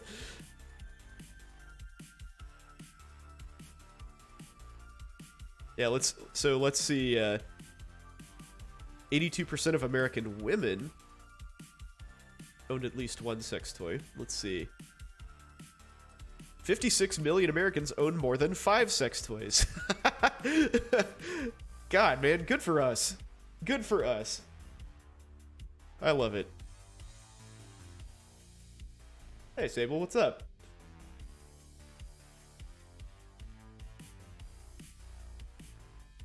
Do I enjoy studying or reading about medicine? Yeah, sometimes. We get a whole bunch of, like, anesthesia journals and stuff delivered to our office, so I skim through those and see if there's interesting stuff. I work to live, so I pretty much leave work at at all costs. So that stuff stays at work. And if there's some, like, weird zebra shit that happens every now and then, like, this was on the cover of one of the Anesthesia magazines that we got. Like, there's weird case reports. Transorbital intubation. Yep. They intubated somebody through his eye. I don't know if you guys can see what the hell's going on here. But, like, here's his eye. That's where his eye should be. And they put the laryngoscope, the, like, blade, in here. Here's his nose. And then those are his vocal cords right there. I mean, it's labeled here, but... Why did they do that? I don't know. I'm not sure why they would do that instead of just putting it in his mouth. I assume that the fact that his eye is missing means that he had some sort of like terrible like oropharyngeal cancer or something that like spread into his palate, or you know, sinuses or something that got to his eye. And therefore like his mouth doesn't open much either. But yeah, I can't really the amount of situations, the number of situations where that would necessitate this are very small. And I think this is probably just something that they kind of did because they could. And they wanted to write a case report about it. Which, fair enough. Fair enough. Mouth might have been wired shut. Yeah, possible.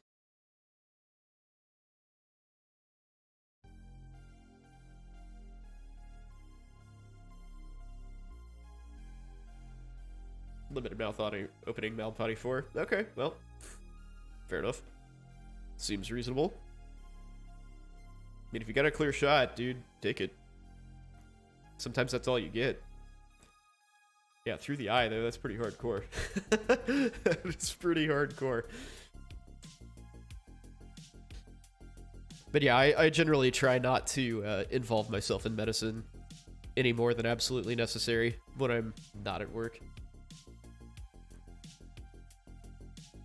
That said, I do plan on making some, like, and have made in the past, and plan on making more YouTube videos that are just sort of me talking, basically, hopefully with minimal editing, because that takes a long time. So I'm hoping to just kind of, like, talk about something. Like, the next one that I make is why doctors are always late, but why not trach? Well, I mean, you gotta secure their airway before that, though, unless you're doing an emergency trach. Why wouldn't you do nasal? It looks like there's not really the option to do nasal, right? Because his whole like nasal septum is, his like lateral nasal wall is gone. So going through the nose is basically just an extra impediment, like an extra corner to turn, basically. Soft palate is right there. This little like flesh bridge. This is soft palate. But yeah, why not a trach? Because you can do this. That's why. Usually you'd probably do, like, if his eye was still there, you'd do a fiber optic scope. You do, we call it an awake intubation, but you're not really awake for obvious reasons. Basically, you just anesthetize their airway, spray a whole bunch of lidocaine on it, and then, like, use a, like, little flexible camera with a breathing tube over it, and guide it down into their vocal cords, and then slide the tube in.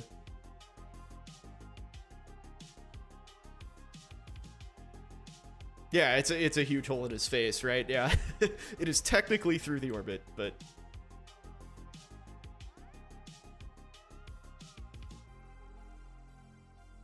trach is a lot more invasive. Yeah, absolutely. Yeah, trach is a whole lot more. You just tag me with a pic? Let me see. Oh yeah, the intubation with fingers. Yeah, I've seen that. That's a classic. I've known several people to do that. I've tried to do it before, but it wasn't working out. I have little short sausage fingers. That's not something I can do. You have to wake up early, Paulson. Thank you for coming out, man. Hope you enjoyed it. You guys feel free to DM me anytime. You've done it on a mannequin? It feels weird. Yes, it does. What was my social life when I was in med school? Awesome. It was really good. I went out of my way to work hard and play hard. But I did not do this and post it online for everybody to see.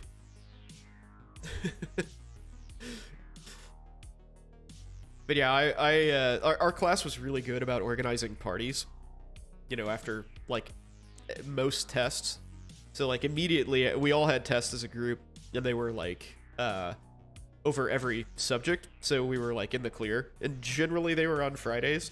So typically we would all go to this pizza place called Damn Good Pies. So I went to med school in Arkansas, and there's really good pizza in Little Rock for some reason. But anyway, we went to this place that had like $1 PBRs, pretty cheap pizza, and we would just go get hammered after every test. And a lot of the time there was some sort of like class party later that night. Middle finger in the vallecula, yeah. Are my fingers similar to my man parts? Yeah, similarly chode-like, I would say. Yes, absolutely. I'm just making shit up. That's awesome. But yeah, social life was very good, I would say. I mean, everybody, like, you know, everybody works super hard, but did I spend time with my family? Well, during breaks, I mean, I didn't, my family lived in Kansas City, and I was in Little Rock, so I would go home for, like, you know, holidays and stuff, but otherwise I would stay there. And, like, the first year I lived in, like, this kind of shitty on-campus, like, dorm equivalent, basically, but then I moved out into a house with 2 of my classmates, and so I didn't have a whole lot of incentive to go back most of the time, but I still would for, like, major holidays and stuff, but... I've heard women prefer girth over length, but I have neither. Awesome.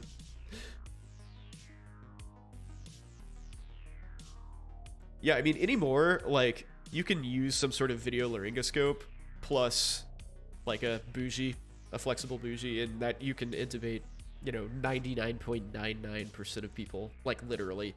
It'll be, like, literally 1 in thousands that you can't get with that. Were they disappointed they didn't see me more? I don't think so, because I went away to college. I went to college at North Carolina, so they were pretty used to just seeing me on major holidays.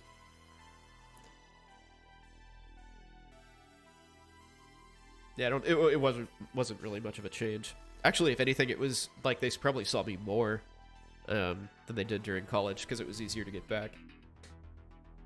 Because I basically could just like pick up and leave. Yep, UNC, Chapel Hill, man. I'm a Tar Heel. Tomahawk intubation, yeah, where they're sitting up. Yeah, social life was good. I would say that I enjoyed med school overall, like, more good than bad. But it's definitely super hard, and some parts of it are freaking terrible.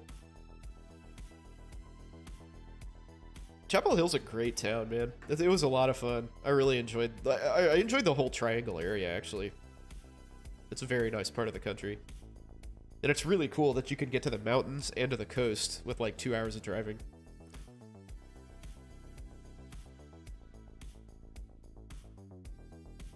Sunrise Chicken and Biscuits. I didn't, actually.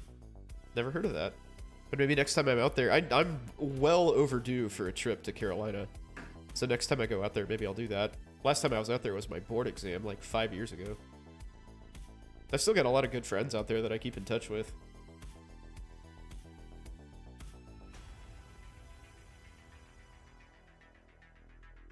Do it supine too? Like do it in front of, like straddle your patient or something and like cram a tube in their in the front of their face? Sunrise Biscuits. Holy shit! No, I never went here.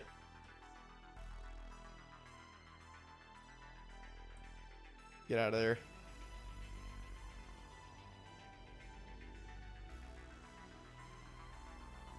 Wow. Why did I not know about this? It's on Franklin, just south of Estes, huh? I mean, I was there constantly. Has it been there for a long time? I never went there. I never even knew about it. Bummer, man. That seems like the kind of place I would have crushed. Man versus Food at some point? Probably.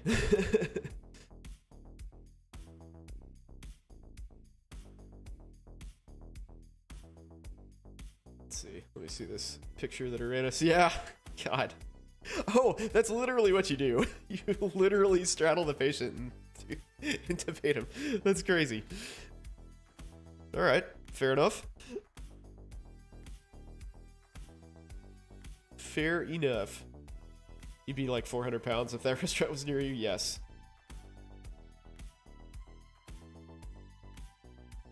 It was there 8 years ago? Okay.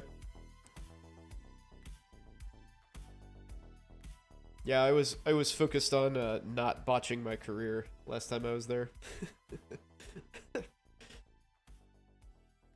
There were some really good mom and pop restaurants there while I was there that were gone. There's like an Ethiopian place and an Indian place, both of which failed.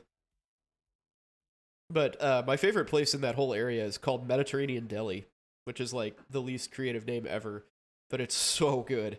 All their food is amazing. They've got a really good grocery store too. Yeah, KC does need better pizza.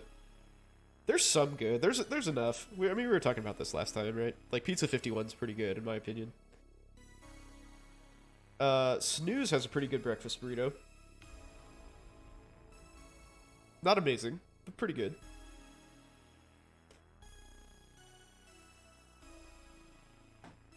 Pick a Pizza 51.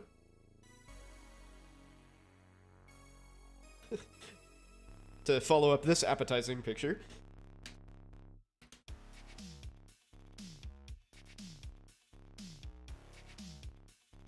There it is. Used to be a gas station. It was a gas station when I was growing up. And now it looks like that. It's kind of a cool little place. It's like literally across the street from UMKC. A college, that is. What about the pizza? Boom. Let's see. Menu. Where's the menu? Where's your menu? There it is. Oh, that's not helpful. Get out of here, menu. Gallery. Yes. Yes, gallery. There you go. Ooh. Ah.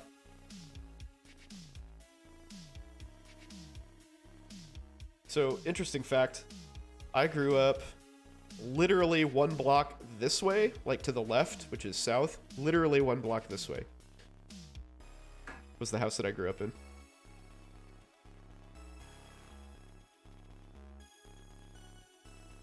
Congratulations to Jason and Shannon Pryor. They serve a lot of beer. They have good pizza. Yum. Is the area nice? Yeah, it's very nice. Midwest pizza equals casserole. Yeah, kind of. You do run the risk of that.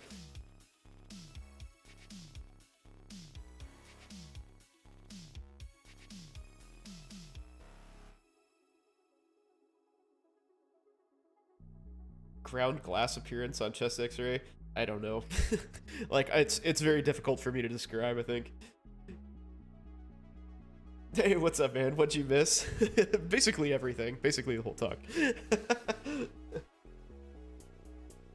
But welcome to the stream.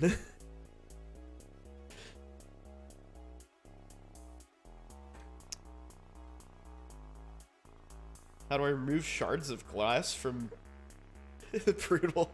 Yeah, so you pull them out, or you just leave them.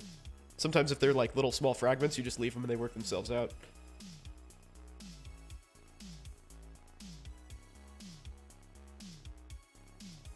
Also, so Saint Moody, since you're here, you get to watch the video that apparently has been on repeat the whole time. This is what sparked the whole talk of social media carefulness and awareness.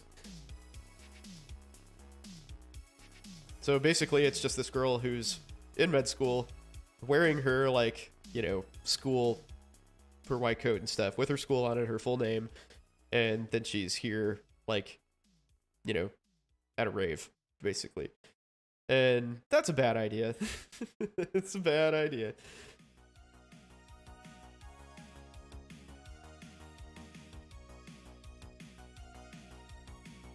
It is an infection risk for sure. But yeah, anybody who has like a traumatic injury like that's going to get antibiotics regardless.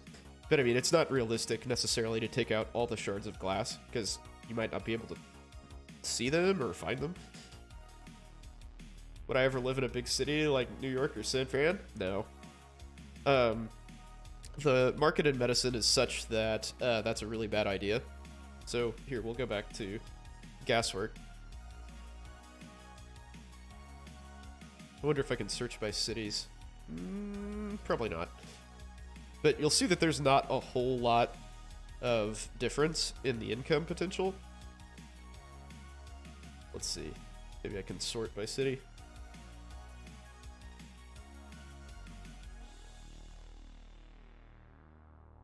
I guess Stockton needs a lot of freaking anesthesiologists. Jesus. San Roman. Yeah, so San Fran, right? This is terrible, right? Like, so the really desirable places pay like crap, and you'll find that that's true across medicine, pretty much. So like, not only do you make like basically the same amount of money, but you have to pay California's what, 13% state tax, and everything is way freaking more expensive. So your real income is like probably half of what you would make here, honestly. And New York is basically the same way.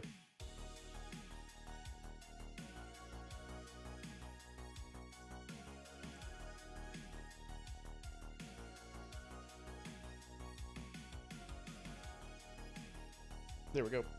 Yeah, see, New York, basically the same income. Then I don't know, like, I guess these are all not New York City. But yeah, like, I can get a locums job here for $3.20 an hour. That's nothing special, right? Same price, way higher cost of living. Napa is crap. You never, ever, ever, ever want to work for Napa. That's like corporate medicine. They're terrible. Is it possible to maximize income by aiming for rural? Yeah, definitely. You kind of have to strike a balance, though, because a lot of times their need is minimal. So when I was first coming out of residency, I was signed up to do a job about 15 minutes north of where I currently practice, and it was super cush. Like, the pay per hour was astronomical, but it was a 1099 job. In case you're unaware, that basically means you pay an extra like 8% or in taxes or so. Plus, you have to like worry about your own malpractice and all sorts of stuff like that. So there's some extra expenses. But they did like at most 10 surgeries a week, and I was still gonna be making like $350. You know, so like pay per time was huge, but the actual like overall income was much less. So they might need you less frequently than you want them to get paid. So it's if you can wrangle a job where you're like kind of more or less part-time at multiple places, multiple rural places like that, then that's ideal. That's really what you want. What does cush mean? Like chill, relaxed, slow-paced. But yeah, generally speaking, the less desirable a place is, the more money you'll make to work there. I might as well, hey, while I'm here, I might as well pimp our job. If any anesthesiologists are looking for a job, hey, it's on gas work. You get to work with me. Yay. This is me, right here. And actually, that number has gone up to 520. It's no longer 475. With experience, that is. If you have experience, it's 520.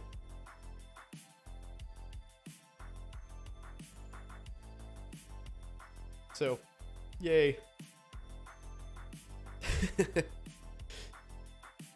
Work with me! Would I see GI as the best internal med subspecialty? No, I think it sounds terrible, but you do make a ton of money.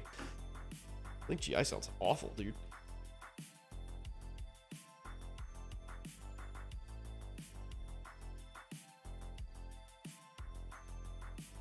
I mean, realistically, I would probably be able to stomach it for the amount of cash that I would make. I'd make it work. But GI's so shitty. Ah ha ha! Hilarious.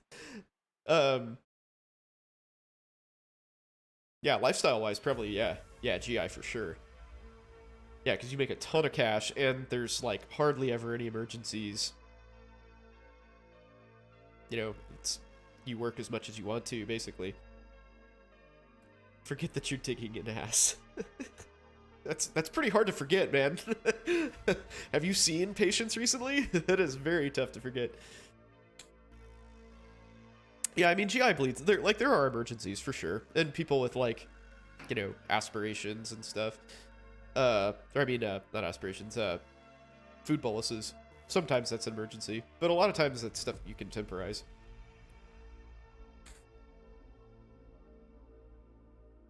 For a balance of lifestyle and cash, GI is probably the best. For straight up cash, interventional cardiology is the best. Maybe EP, maybe electrophysiology. I actually don't know what they earn. I think they do very well though. Yeah, GI does variceal bleeds. But if that's like an emergency, they probably like they're probably gonna get some sort of resuscitation if it's like in the middle of the night.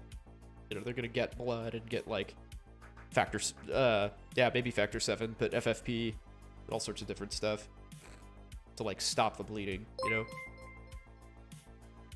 Hey, thanks for following. Salty Onion, what's going on, man? Hope you're having a good night. Hopefully you've been here a while and enjoying it.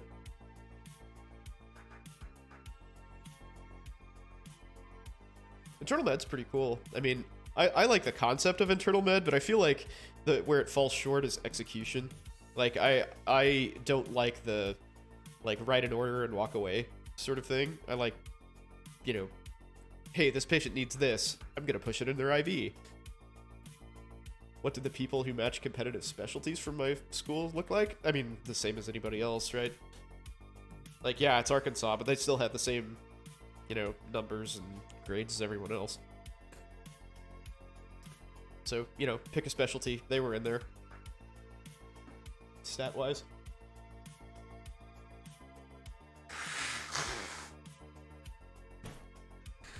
I think that's the thing that, I think a lot of people, I'm gonna try to be nice about this. In the pre-med world, there's a very big misunderstanding about, like, tiers of med schools. In my mind, that's a pretty artificial construct. Like, certainly there are schools that have more funding than others, right? But a lot of the times, the giants in that venue are just using it for research. And so if you're interested in clinical practice, it really doesn't make that much of a difference. So, like, what you are taught, medicine is not different whether you're at Harvard or, you know, Missouri or Arkansas or Yale or whatever. It's all the same stuff, right? It's just the people around you are going to be doing some crazy ass shit on really sick patients if you're at Harvard. You know, they're flying some, like, dude with a, you know, 1 in 5 million genetic disorder from Siberia, you know, to do this novel procedure on. Whereas maybe you won't see that in Arkansas. But as far as, like, the basics that you learn in med school, it's all the same, right? And the people who are teaching you are still, like, incredibly educated people who are, like, the top in their field and all that sort of stuff. So, it's not like college, you know, where there's, like, much bigger variance between, like, a crappy college and a really high-powered college.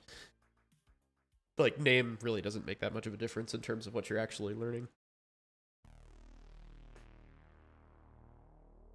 So, yes, that's a very long, drawn-out way of saying, like, good stats are good stats, right? That's why we have standardized tests. So, like, whether you're competitive for ortho from Arkansas or competitive for ortho from Harvard, you're, you know, it's pretty much the same deal. You just have name power behind you from Harvard.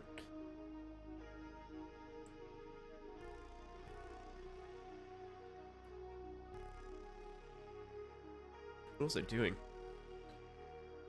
Oh yeah, our job.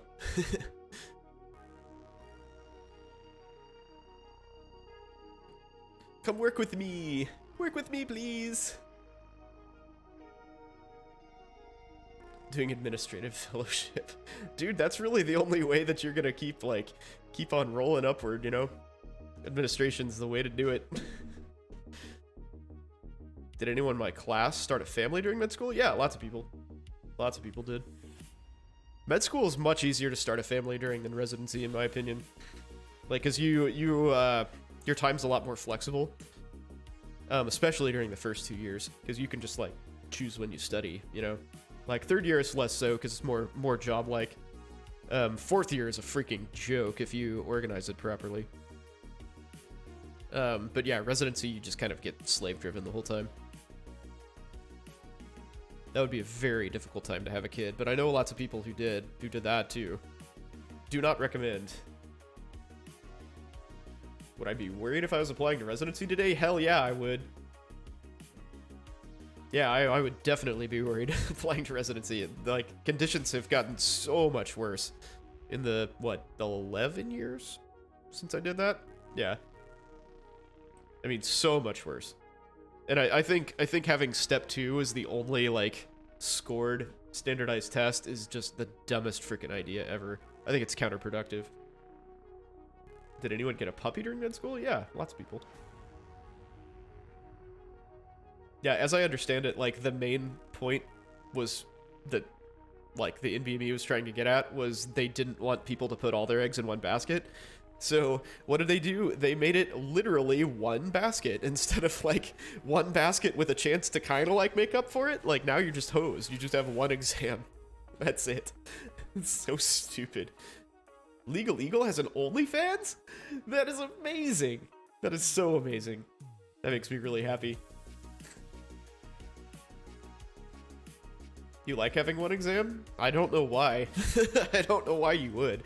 It's, like, totally to your disadvantage. I mean, it is kind of nice to, like, you know, only have to pass step 1.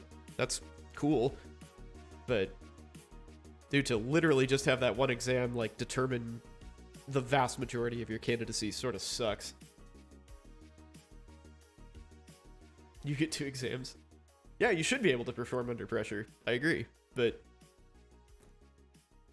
you know, I know people who, like, had family members die the day before or, like, during the week before step 1. I know a girl who got divorced the week before step 1. I mean, it happens, dude. Hey, Cameron, thanks, man. I appreciate you. Hope you're enjoying the stream, man.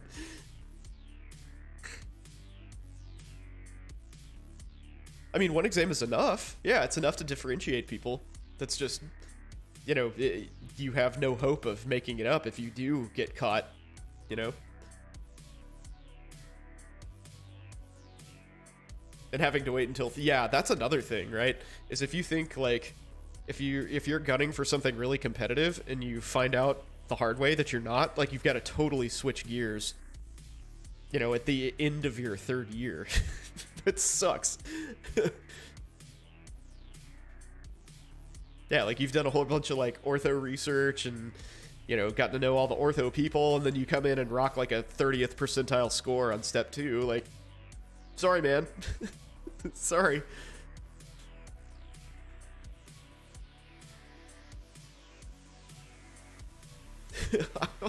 Man, savage, Gucci. Damn.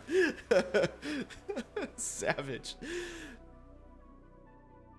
Match into family and go into consulting? Yeah, dude, I don't blame you. Like, that's not a terrible plan.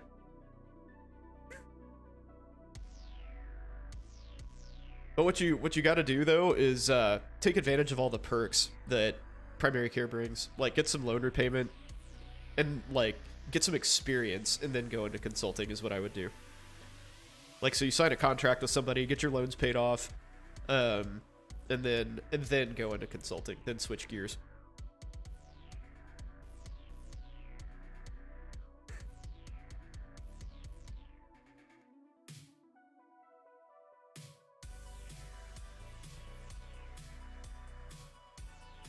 Everyone's freaking out over bad numbers. Wait, what? For what? Bad numbers for what? Do I teach also? I do, yeah. I'm not obligated to, but we have anesthesia assistant students at my hospital, so I'll teach them. I used to do nerve block lab, but COVID decided to shut that down. And that was really the only thing that was, like, actually, like, a dedicated teaching activity that I did. Everything else is kind of on-the-job stuff. I enjoy it. I like teaching, but private practice is pretty busy, man. Like, I don't always have time to sit there and talk about a case. Sometimes I'll just sort of, like, airdrop a, a topic or whatever. Be like, hey, you guys should talk about this. And I'll come back in half an hour and we'll talk about it more. And then I never do that because I'm really busy.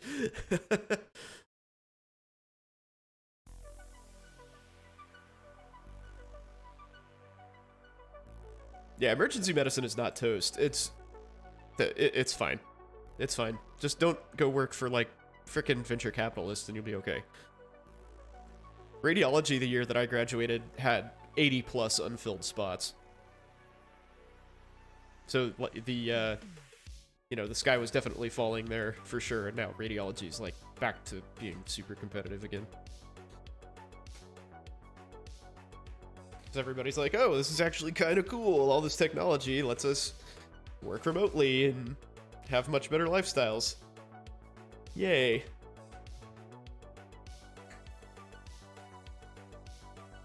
Do I think AI is going to take over radiology? It is kind of at risk for that, right? I think that it will always have to, like, go through a radiologist. It's going to be kind of the same thing as, like, EKGs, right? You get an EKG and it says, hey, possible inferior infarct, abnormal rhythm, blah, blah, blah. It gives you a readout, but you still have a physician look at it and read it. So I think that's probably going to be the case. So you'll have AI read the radiograph, and who do you sue though? Doctors are still gonna be the ones getting sued, of course. That's just how that goes. That's how it goes.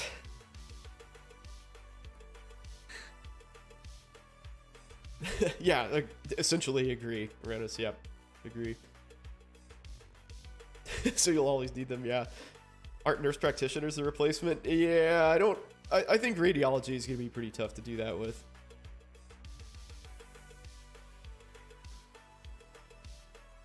It'll be pretty tough to replace a proper radiologist with a nurse practitioner. I think it'll be more automated. Hey, good gosh darn. What's up, dude? I was singing your praises at the beginning of this cast here.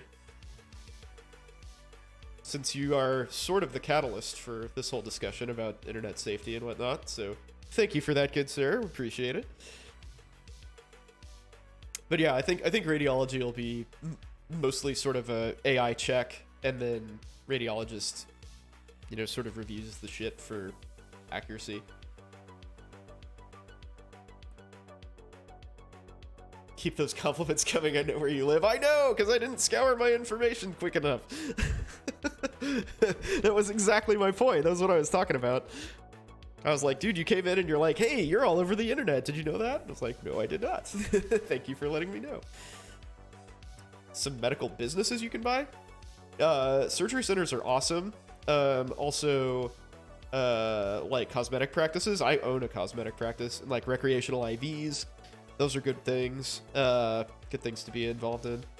The profit margin is insane. I mean, consulting is a really good thing. Like you mentioned, consulting is a really good angle to take. The NP gets higher level training just like doctors. Trust me. Trust me. Will I wear your pride pin? Every stream. Every single stream. I will wear it.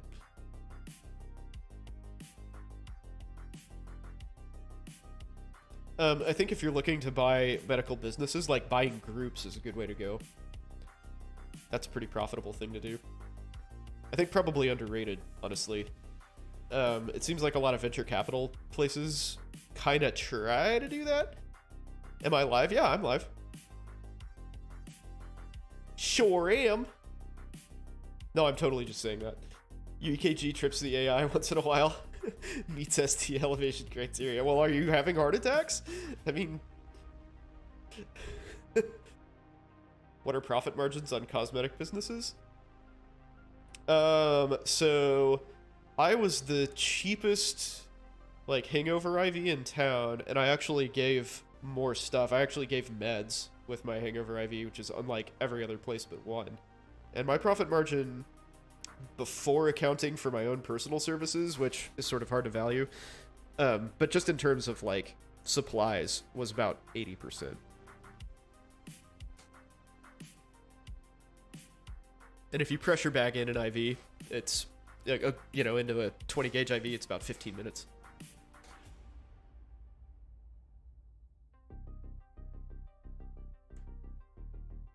Yeah, it's not bad. Botox was lower. Botox is a lower margin. I was charging $10 a unit so margin was 40%. But you can also do a Botox injection in like under a minute. So not bad. Yeah, dude, it's printing money. Difficult to scale because you have to get a lot of people who are really good at placing IVs. But I know those people.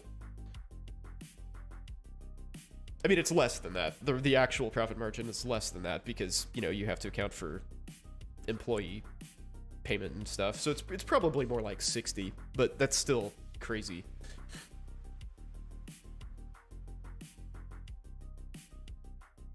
It's like if you take a nurse and you just pay through the freaking roof, like pay her like $50 an hour or something, she can at least do 3 IVs an hour. So figure you add like, on the high side, $20 per IV cost for employees.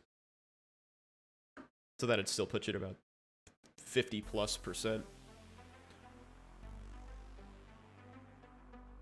Did I say pay a nurse? Yes, I did. I'm not doing like slave labor here, man. I actually pay the people who work for me, believe it or not. But yeah, it would be scalable to a point. You have to find people who are good at IVs, like I said, which is a bit of a problem. Because some people say they're really good at IVs, but they're not. And you kind of have to like work around them to know that.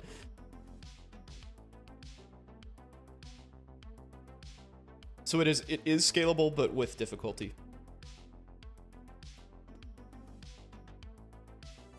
Illegal immigrants giving IVs. I mean, dude, you could probably teach them pretty well. It's not a, you know, it's just a volume skill. It's not that hard. And generally speaking, like, so in my business, like, anybody who is even remotely sick, I just said no to. I just told them no. Like, if you have any sort of medical condition that it even sort of, like, sounds like maybe you had kidney or heart problems, I was like, nah, don't need your money that bad. Don't need your money that bad, man.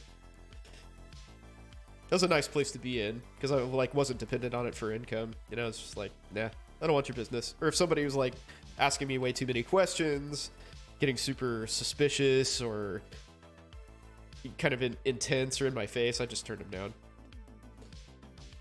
Legal issues with hiring illegal immigrants to administer IVs. I imagine there's probably some problems surrounding that, yeah.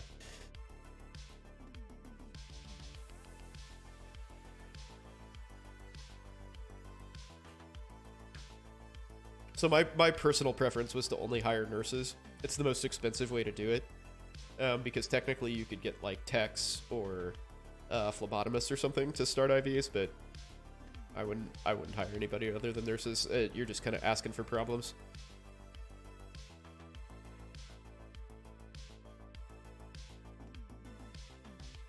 You sent my EKG. You sent your EKG. Let's see what your EKG looks like. Oh my god, you're dying!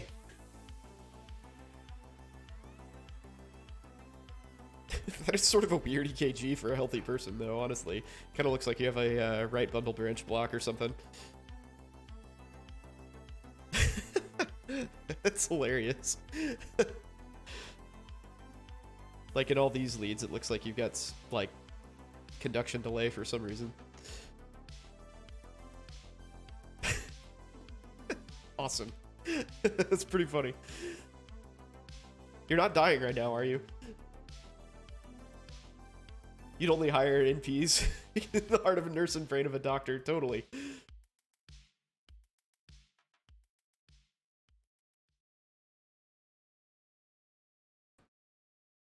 Who am I talking to? I have a stream on Twitch. Yeah. Yeah, I'm answering questions in Twitch, sorry. You're hearing that I have a conscience? Oh, well, kinda. I mean, it's mostly just a smarter business move to deliver a good product, right? Like, people are going to come back to you if they don't get stuck 4 times. Because that was a big problem with people that I, like, worked with. Did I catch Hassan Minaj's jokes about DOs and MDs? No, I didn't. I did not.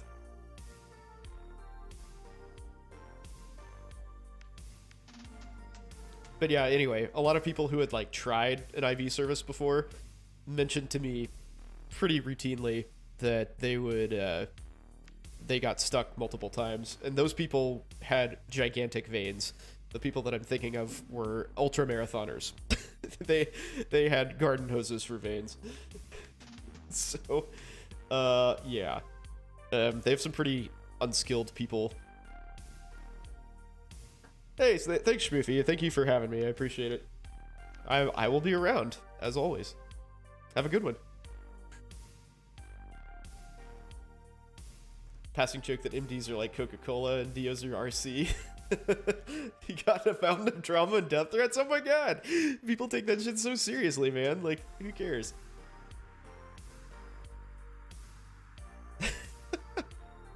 It doesn't matter, man. It so doesn't matter once you're, like, out in the world. It matters not at all. He's still doing it now. Good for him, man. Good for him. Stick to it. Piss people off. Poke that bear. Yeah, I mean, it's a shame that it's, like, such a huge deal for residency and stuff. It sucks. Hey, Mumsnet, what's up, man? Welcome to the stream. Welcome to the stream.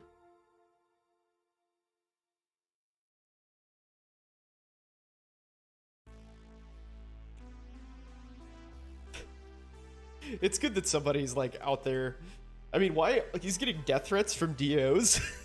Like, that seems like a pretty unlikely population to make internet death threats.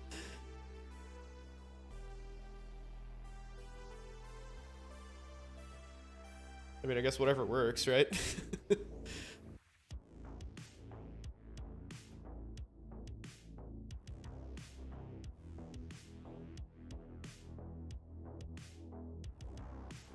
Chose MD, of course. Of course! Of course.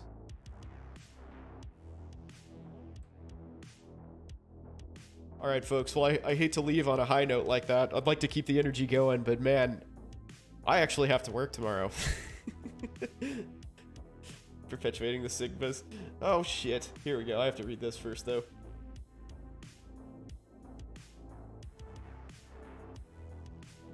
Oh, no. Discredits 11% of nationally practicing physicians on live television. Oh, no! God, cry me a fucking river, dude.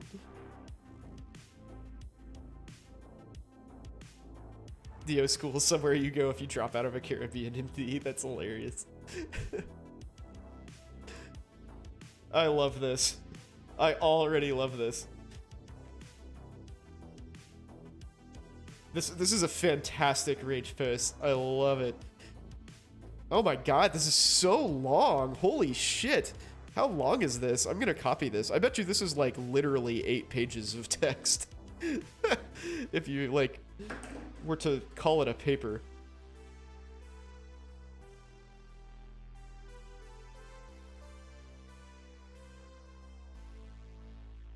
Come on now. There we go.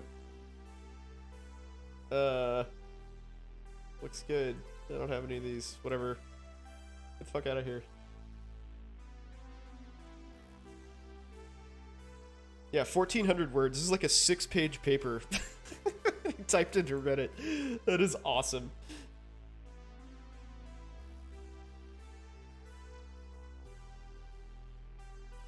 Yeah, seriously, who bothers to read this? Who cares, man?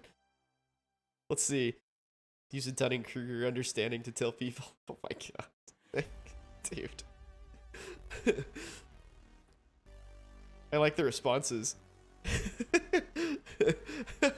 At least the people responding are just like, whoa.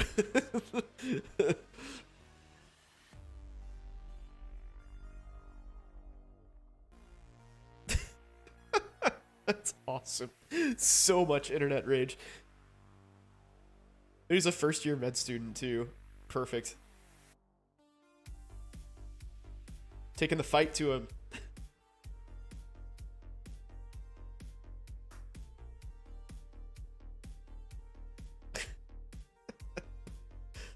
DNR plus MD better. Yeah, that's pretty good. That is pretty good.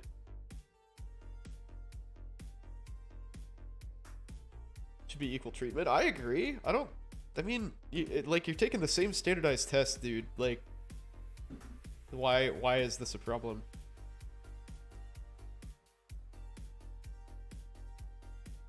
This is really quality. I love the freaking mom's basement rage coming out in this. It is hilarious. Oh god, people are so mad. If DOs are equal, it'll be harder for you to match. Well, don't worry, you've dodged that bullet, man. That's not gonna happen.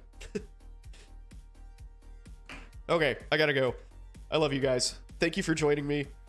Please come back on Wednesday. I will be here. I promise. And I will actually play this game, Inquisitor Prophecy.